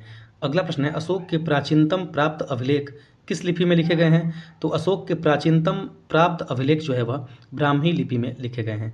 अगला प्रश्न है, किसने मौर्य प्रशासन में अध्यक्षों को विभिन्न विभागों के अधीक्षकों के रूप में उल्लिखित किया था? तो कौटिल्य ने मौर्य प्रशासन में अध्यक्षों को विभिन्न विभागों के अधीक्षकों के रूप में उल्लिखित किया था। अगला प्रश्न है, सम्राट अशोक ने बौद्ध धर्म के आदर्शों के प्रचार के लिए धर्म प्रचारकों को दूर दराज के स्थानों पर भेजा ताकि लोग भगवान बुद्ध की शिक्षाओं द्वारा अपने जीवन को प्रेरित कर सकें। इन धर्म प्रचारकों में उनका पुत्र एवं पुत्री भी शामिल थे। उनके नाम क्या थे? तो उनके पुत्र का नाम महेंद्र था और उनकी पुत्री का नाम संघमित्रा था। आगे बढ़ने से पहले आपको बता दें कि किसी भी विषय में तथ्यों की कोई सीमित संख्या नहीं है, तो आप चाह के भी सभी तथ्यों को शामिल नहीं कर पाएंगे। लेकिन मेरी कोशिश यही है कि मैं जो भी इसमें तथ्य शामिल करूं वो एग्ज़ाम ओरिएंटेड हो, आप उससे एग्ज़ाम क्रैक कर पाएँ, और उसी आधार पे मैंने इस लेक्चर को बनाने की कोशिश की है। तो बहुत ज़्यादा कंफ्यूज नहीं होना है कि ये तथ्य छूट गया, वो तथ्य छूट गया। इस समय जो एग्ज़ाम की डिमांड है उसी हिसाब से मैंने इसमें तथ्यों को शामिल किया है। तो धैर्य बनाए रखना है और विश्वास बनाए रखना है। इसके साथ अगर वीडियो लेक्चर पसंद आता है तो चैनल को सब्सक्राइब करें और लाइक करें। आगे बढ़ते हैं। अगला प्रश्न है, किसने धर्म विजया धार्मिकता द्वारा विजय की नीति को विकसित किया? तो अशोक ने धर्म विजय या फिर धार्मिकता द्वारा विजय की नीति को विकसित किया। अगला प्रश्न है, संघमित्रा और महेंद्र वर्मन के पिता कौन थे? तो संघवर्मन और महेंद्र के पिता अशोक थे। अगला प्रश्न है, अशोक के शासनकाल की सबसे महत्वपूर्ण घटना कलिंग विजय आधुनिक युग में कहाँ पर विजय थी जो उनके जीवन का एक महत्वपूर्ण परिवर्तन सिद्ध हुआ? तो वह विजय ओडिशा राज्य में थी। अगला प्रश्न है अशोक ने किस युद्ध के बाद बौद्ध उपदेशों को अपना लिया था? तो कलिंग युद्ध के बाद अशोक ने बौद्ध उपदेशों को अपना लिया था और युद्ध की जगह धम्म का मार्ग चुन लिया। अगला प्रश्न है प्रसिद्ध कलिंग युद्ध ने सम्राट अशोक को युद्ध छोड़ने और बौद्ध धर्म अपनाने के लिए प्रेरित किया था। यह युद्ध उड़ीसा में कब लड़ा गया था? तो यह युद्ध 261 ईसा पूर्व उड़ीसा में लड़ा गया। कौन सा युद्ध? कलिंग युद्ध 261 ईसा पूर्व लड़ा गया था। अगला प्रश्न है मौर्य साम्राज्य के सिंहासन पर बैठने वाला दूसरा शासक कौन था? तो मौर्य साम्राज्य के सिंहासन पर बैठने वाला दूसरा शासक बिंदुसार था। आप देख सकते हैं प्रश्न बहुत ही सिंपल है, लेकिन बस एग्जामिनर ने लैंग्वेज चेंज कर दिया है जिससे आप कंफ्यूज हों, तो हमें कंफ्यूज नहीं होना है। अगला प्रश्न है सम्राट अशोक ने पत्थर के स्तंभों और पत्थर के तख्तों पर अपने कितने आदेश उत्कीर्ण करवाकर अपने राज्य के प्रमुख स्थानों पर स्थापित किया ताकि लोग तदनुसार आचरण कर सकें? तो सम्राट अशोक ने अपने 14 आदेशों को उत्कीर्ण करवा के प्रमुख स्थानों पर स्थापित किया था। अगला प्रश्न है अशोक महान किस वंश से संबंधित थे? तो अशोक जो थे वह मौर्य वंश से संबंधित थे। अगला प्रश्न है मौर्य साम्राज्य की राजधानी क्या थी? तो मौर्य साम्राज्य की राजधानी पाटलिपुत्र थी। अगला प्रश्न है कौटिल्य का अर्थशास्त्र हमें किस वंश के प्रशासन के बारे में जानकारी देता है? तो कौटिल्य का अर्थशास्त्र हमें मौर्य वंश से संबंधित जानकारी देता है। अगला प्रश्न है मेगास्थनीज भारत आने वाले सबसे शुरुआती खोजकर्ताओं में से था, उसका संबंध किस देश से था? तो मेगास्थनीज यूनान का था। अगला प्रश्न है सम्राट अशोक ने अपने राज्यकाल के 12 वर्ष में एक विशेष अधिकारी की नियुक्ति की जो भूमि का सर्वेक्षण करता था तथा भू अभिलेखों का रख रखाव करता था और न्याय का पालन करता था। इन अधिकारियों को क्या कहा जाता था? तो इन अधिकारियों को रज्जुक कहा जाता था। अच्छा प्रश्न है, कई बार पूछा गया है एग्जाम में। अगला प्रश्न है राजा की कहानी मुद्रा राक्षक नाटक का विषय क्या है? तो राजा की कहानी मुद्रा राक्षक नाटक का विषय है चंद्रगुप्त मौर्य। और इसकी रचना किसने की थी? तो इसकी रचना विशाख दत्त द्वारा की गई, इसको भी ध्यान रखेंगे। अगला प्रश्न है वह वास्तुकार जिसने राजा बिंबिसार के महल को बनाया था वह कौन था? तो राजा बिंबिसार के महल को महागोविंद वास्तुकार ने बनाया था। अगला प्रश्न है मौर्य के इतिहास के लिए अधिक प्रमाणित माना जाता है किसको? तो मौर्यों का इतिहास विष्णु पुराण से प्राप्त होता है। अगला प्रश्न है आंध्रों के इतिहास के लिए अधिक प्रमाणित माना जाता है किसको? तो आंध्र सातवाहनों का इतिहास जो है वह मत्स्य पुराण में प्राप्त होता है। अगला है मौर्य काल में सदैव राजा के पास रहने वाले विष परीक्षक वैद्य को क्या कहा जाता था? तो मौर्य काल में सदैव राजा के पास रहने वाले विष परीक्षक वैद्य को जांगली विद कहा जाता था। क्या कहा जाता था? जांगली विद। अच्छा प्रश्न है, ध्यान रखेंगे। अगला प्रश्न है अशोक के स्तंभ लेखों के लिए पत्थर निकाला जाता था कहाँ से? तो अशोक के स्तंभ लेख के लिए पत्थर चुनार से प्राप्त किया जाता था। अगला प्रश्न है अशोक का वह शिलालेख जो धार्मिक संश्लेषण या फिर समन्वय के बारे में कहता है वह कौन सा अभिलेख है? तो अशोक का 12वां शिलालेख जो है वह धार्मिक समन्वय के बारे में कहता है। अगला प्रश्न है सम्राट अशोक ने अपने राज्याभिषेक के कितने वर्षों बाद कलिंग पर विजय प्राप्त किया था? तो सम्राट अशोक ने अपने राज्याभिषेक के 8 वर्ष बाद कलिंग पर विजय प्राप्त किया। अगला प्रश्न है सातवाहन नरेश किस भाषा के पोषक थे? तो सातवाहन नरेश प्राकृत भाषा के पोषक थे। अगला प्रश्न है कला के लोक पक्ष को अधिक प्रोत्साहन मिला किसके काल में? तो कला के लोक पक्ष को सबसे अधिक प्रोत्साहन जो था सातवाहन काल में मिला था। अगला प्रश्न है मथुरा मूर्ति कला शैली प्रारंभ हुई थी किसके शासनकाल में? तो मथुरा मूर्ति शैली का प्रारंभ कुषाण के शासनकाल में हुआ था, अर्थात कुषाण वंश में प्रारंभ हुआ मथुरा मूर्ति कला। हमारा अगला प्रश्न है वे शासक जिन्होंने गिरनार क्षेत्र में जल संसाधन व्यवस्था की ओर ध्यान दिया था वह कौन कौन थे? तो चंद्रगुप्त मौर्य और अशोक ने गिरनार क्षेत्र में जल संसाधन व्यवस्था की ओर ध्यान दिया। अगला प्रश्न है राजा जिसके एक अभिलेख से सूचना मिलती है कि शाक्य मुनि बुद्ध का जन्म लुम्बिनी से हुआ था, वो किस राजा के अभिलेख से मिलती है? तो सम्राट अशोक के अभिलेख से यह जानकारी मिलती है कि शाक्य मुनि बुद्ध का जन्म लुम्बिनी में हुआ था। हमारा अगला प्रश्न है सारनाथ स्तंभ का निर्माण किया गया था किसके द्वारा? तो सारनाथ के स्तंभ का निर्माण सम्राट अशोक के द्वारा किया गया। अगला प्रश्न है अशोक द्वारा स्थापित सबसे सुरक्षित स्तंभ कौन सा है? तो अशोक के द्वारा स्थापित सबसे सुरक्षित स्तंभ जो है लौरिया नंदगढ़ अभिलेख है। अगला प्रश्न है अशोक का वह अभिलेख जो कनक मुनि बुद्ध के अस्तित्व को प्रमाणित करता है वह कौन सा है? तो अशोक का वह अभिलेख जो कनक मुनि बुद्ध के अस्तित्व को प्रमाणित करता है वह है निगाली सागर स्तंभ अभिलेख। कौन सा? निगाली सागर स्तंभ अभिलेख। आप कमेंट में लौरिया नंदगढ़ कहाँ पर स्थित है इसको बता सकते हैं और निगाली सागर स्तंभ लेख कहाँ पर स्थित है इसको भी कमेंट बॉक्स में बता सकते हैं। अगला प्रश्न है गुर्जरा लघु शिलालेख जिसमें अशोक का नामोल्लेख मिलता है कहाँ पे स्थित है? तो गुर्जरा लघु अभिलेख जो है वह मध्य प्रदेश के दतिया जिले में स्थित है। कहाँ पे? मध्य प्रदेश के दतिया जिले में। अगला प्रश्न है अशोक के अभिलेख में से पूर्ण रूपेण धार्मिक सहिष्णुता के प्रति समर्पित अभिलेख कौन सा है? इसको हम लोगों ने ऊपर भी पढ़ा है कि अशोक का 12वां शिलालेख जो है वह धार्मिक सहिष्णुता के प्रति समर्पित है। अगला प्रश्न है, ब्राह्मी लिपि को सर्वप्रथम किसने पढ़ा था? तो ब्राह्मी लिपि को सर्वप्रथम जेम्स प्रिंसेप के द्वारा पढ़ा गया। हमारा अगला प्रश्न है, प्राक अशोक ब्राह्मी लिपि का पता चलता है किससे? तो प्राक अशोक ब्राह्मी लिपि का पता हमें अनुराधापुर से पड़ता है। अगला प्रश्न है, पत्थर पर प्राचीनतम शिलालेख किस भाषा में थे? तो पत्थर पर प्राचीनतम शिलालेख जो थे वह प्राकृत भाषा में थे। अगला प्रश्न है, अपने साम्राज्य के उत्तरी पश्चिमी भाग में उत्कीर्ण राजाज्ञाओं के लिए अशोक ने किन लिपियों का प्रयोग किया? तो अपने उत्तर पश्चिमी क्षेत्रों में उत्कीर्ण राजाज्ञाओं या फिर अभिलेखों पर अशोक ने अरामाइक, ग्रीक एवं खरोष्टी लिपि का प्रयोग किया था। हमारा अगला प्रश्न है, इलाहाबाद में अशोक स्तंभ किसकी सूचना प्रदान करता है? तो इलाहाबाद में अशोक स्तंभ समुद्रगुप्त के बारे में सूचना प्रदान करता है। अगला प्रश्न है, फाहियान भारत कब आया? तो 399 एडी में जो है फाहियान भारत आया था। अगला प्रश्न है, अशोक का समकालीन तुरमय राजा कहाँ का था? तो अशोक के समकालीन जो राजा तुरमय था वह मिस्र का राजा था। अगला प्रश्न है, मकदुनिया में अशोक का समकालीन राजा कौन था? तो मकदुनिया में अशोक का समकालीन राजा एंटीगोन गोनटास था। कौन था? एंटीगोन गोनटास। प्रायः ऐसे भी प्रश्न पूछे जाते हैं। अगला प्रश्न है, टॉलमी फिलाडेल्फस जिसके साथ अशोक के राजनयन संबंध थे, कहाँ का शासक था? तो टॉलमी फिलाडेल्फस जो था वह मिस्र का शासक था जिसके साथ अशोक के राजनय संबंध थे। अगला प्रश्न है, एक इतिहासकार के अनुसार शिलालेखों में अशोक ने जिस धर्म का प्रतिपादन किया था वह वस्तुतः राजधर्म था। वह किस इतिहासकार द्वारा कहा गया? तो फ्लिट के अनुसार जो शिलालेखों में अशोक ने धर्म का प्रतिपादन किया था वह राजधर्म था। अगला प्रश्न है, आधुनिक देवनागरी लिपि का प्राचीन रूप क्या है? तो आधुनिक देवनागरी लिपि का प्राचीन रूप ब्राह्मी लिपि है। हमारा अगला प्रश्न है, किसने सहिष्णुता, उदारता और करुणा के त्रिविध आधार पर राजधर्म की स्थापना की? तो अशोक ने सहिष्णुता, उदारता और करुणा के त्रिविध आधार पर राजधर्म की स्थापना की थी। अगला प्रश्न है, सांची का स्तूप किसने बनवाया था? तो सांची के स्तूप का निर्माण अशोक के द्वारा कराया गया। अगला प्रश्न है, ब्राह्मी लिपि का प्रथम उद्वाचन उत्कीर्ण अक्षरों से किया गया था। कहाँ पे किया गया था? तो ब्राह्मी लिपि का प्रथम उद्वाचन जो है स्तंभों पर किया गया।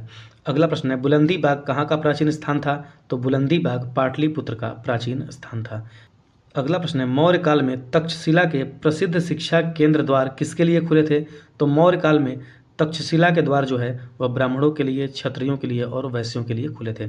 अगला प्रश्न है, मौर्य काल में दंड विधान थे, क्या थे? तो मौर्य काल के जो दंड विधान थे वह काफ़ी ज़्यादा कठोर थे। अगला प्रश्न है, कालसी प्रसिद्ध है किसके लिए? तो अशोक के शिलालेखों के कारण कालसी प्रसिद्ध है। अशोक के शिलालेख कालसी में भी प्राप्त हुए हैं। अगला प्रश्न है, चंद्रगुप्त मौर्य ने अपने अंतिम दिन कहाँ व्यतीत किए थे? तो चंद्रगुप्त मौर्य ने अपने अंतिम दिन श्रवणबेलगोला जो कि कर्नाटक में स्थित है वहाँ पे व्यतीत किए थे। अगला प्रश्न है, अशोक का वह अभिलेख जिसमें धार्मिक सहिष्णुता के सिद्धांत की बात की गई है, तो वह है शिलालेख 12। अगला प्रश्न है, चंद्रगुप्त मौर्य की मृत्यु के बाद कौन मौर्य साम्राज्य के सिंहासन पर बैठा? तो चंद्रगुप्त मौर्य की मृत्यु के बाद बिंदुसार सिंहासन पर बैठा और बिंदुसार के बाद अशोक। अगला प्रश्न है, अंतिम मौर्य सम्राट की हत्या के लिए जिम्मेदार कौन था? तो अंतिम मौर्य सम्राट की हत्या के लिए पुष्यमित्र शुंग जिम्मेदार था और इसने एक नए वंश शुंग वंश की स्थापना की थी। अगला वंश है, मौर्य सेना के प्रशासनिक कार्यों की जिम्मेदारी कितने सदस्यों को सौंपी गई थी? तो मौर्य सेना के प्रशासनिक कार्यों की जिम्मेदारी 30 सदस्यों को सौंपी गई थी। अगला प्रश्न है, भारतीय समाज को 7 वर्गों में वर्गीकृत किया था किसने? तो मेगास्थनीज के द्वारा अपनी पुस्तक इंडिका में बताया गया कि भारतीय समाज उस समय 7 वर्गों में विभाजित था। हमारा अगला प्रश्न है, कौन सा ग्रंथ मौर्य साम्राज्य के काल के प्रशासनिक और सैन्य संगठन का सूक्ष्म विवरण देता है? तो अर्थशास्त्र जो है वह मौर्य साम्राज्य के काल के प्रशासनिक और सैन्य संगठन का सूक्ष्म विवरण देता है और इसकी रचना किसके द्वारा की गई थी? कौटिल्य द्वारा, कौटिल्य या फिर विष्णुगुप्त के द्वारा। और अर्थशास्त्र किस पर आधारित है? यह राजनीति पर आधारित पुस्तक है, इसको भी ध्यान रखेंगे। अगला प्रश्न है, कौटिल्य के सप्तांग सिद्धांत में अमात्य है, क्या है? तो कौटिल्य के सप्तांग सिद्धांत के अनुसार अमात्य जो है मंत्री और अधिकारी को कहा गया है। अगला प्रश्न है, सम्राट अशोक ने अपने राज्याभिषेक के कितने वर्ष बाद कलिंग पर विजय प्राप्त की थी? तो सम्राट अशोक ने अपने राज्याभिषेक के 8 वर्ष बाद कलिंग पर विजय प्राप्त की। अगला प्रश्न है, किस मौर्य शासक ने कलिंग की लड़ाई के बाद युद्ध करना छोड़ दिया था? तो अशोक ने कलिंग की लड़ाई के बाद युद्ध करना छोड़ दिया। अगला प्रश्न है, मौर्य सम्राट चंद्रगुप्त मौर्य ने किसको पराजित किया था? तो मौर्य सम्राट चंद्रगुप्त मौर्य ने सेल्यूकस निकेटर को पराजित किया था। अगला प्रश्न है, किसने 322 ईसा पूर्व में कौटिल्य की सहायता से अंतिम नंद शासक घनानंद को पराजित किया था?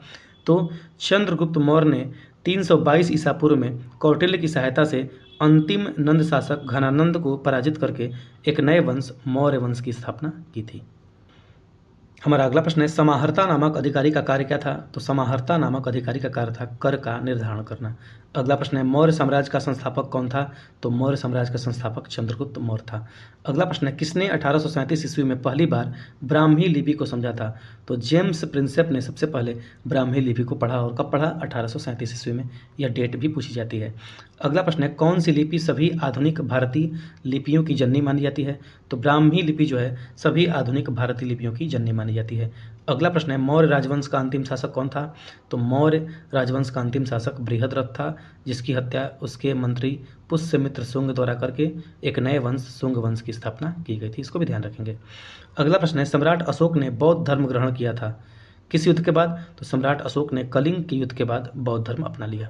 अगला प्रश्न है, मौर्य राजवंश से संबंधित नहीं था कौन? तो बिंबिसार जो था वह मौर्य राजवंश से संबंधित नहीं था, बल्कि मौर्य राजवंश से संबंधित कौन था? वह था बिंदुसार, ना कि बिंबिसार। ध्यान रखेंगे, कन्फ्यूजन हो सकती है, इसी वजह से मैंने इस क्वेश्चन को इसमें शामिल किया है। हमारा अगला प्रश्न है, किसने अपनी प्रजा और अधिकारियों के लिए पत्थर की सतहों पर अपने संदेश उत्कीर्णित करवाए थे? तो अशोक ने अपने अधिकारियों के लिए पत्थर की सतहों पर अपने संदेश को उत्कीर्ण करवाए थे। अगला प्रश्न है, अशोक के कंधार अभिलेख की खोज कब की गई? तो अशोक के कंधार अभिलेख की खोज 1958 ईस्वी में की गई थी। अगला प्रश्न है, भारत के प्राचीन इतिहास के संदर्भ में अशोक स्तंभ का संबंध किससे है? तो भारत के प्राचीन इतिहास के संबंध में अशोक स्तंभ का संबंध जो है सांची के स्तंभलेख से है। अगला प्रश्न है, चंद्रगुप्त मौर्य ने कौटिल्य की सहायता से मगध में किस किस साम्राज्य को उखाड़ फेंका और 322 ईसा पूर्व में गौरवशाली मौर्य साम्राज्य की स्थापना की? तो चंद्रगुप्त मौर्य ने कौटिल्य की सहायता से नंद वंश के शासकों का साम्राज्य उखाड़ फेंका और एक नए वंश मौर्य वंश की स्थापना की। अगला प्रश्न है, सेल्यूसिड मौर्य युद्ध में सेल्यूकस ने किस मौर्य शासक के विरुद्ध युद्ध लड़ा था? तो सेल्यूसिड मौर्य युद्ध में सेल्यूकस निकेटर ने चंद्रगुप्त मौर्य के साथ युद्ध लड़ा था, और इसमें चंद्रगुप्त मौर्य जो है वह विजयी हुआ और सेल्यूकस निकेटर हार गया। अगला प्रश्न है, गुजरात में कौन सी झील वस्तुतः एक कृत्रिम जलाशय है जो मौर्यों के शासन के दौरान बनाई गई थी? तो गुजरात की सुदर्शन झील जो है वह कृत्रिम जलाशय है, जिसका निर्माण मौर्य शासकों द्वारा किया गया। अगला प्रश्न है, अशोक को आरंभिक भारत का सर्वप्रसिद्ध शासक माना जा सकता है, जिन्होंने तटीय उड़ीसा के किस स्थान पर विजय प्राप्त की थी? तो इन्होंने कलिंग को विजित कर लिया, जीत लिया था। अगला प्रश्न है, देवानामप्री के नाम से किसे जाना जाता है? तो देवानामप्री के नाम से सम्राट अशोक को जाना जाता है। तो ये था हमारा NCERT सार संग्रह पॉइंटर सीरीज का प्राचीन भारतीय इतिहास का पहला वीडियो। इसके बाद इसका दूसरा वीडियो आएगा और उसमें हम पूरी प्राचीन इतिहास को समाप्त कर लेंगे। अगर वीडियो पसंद आता है तो चैनल को सब्सक्राइब करें और जितना हो सके दोस्तों के साथ शेयर करें। मिलते हैं अपने अगले वीडियो में इसके नेक्स्ट पार्ट के साथ। Thank you.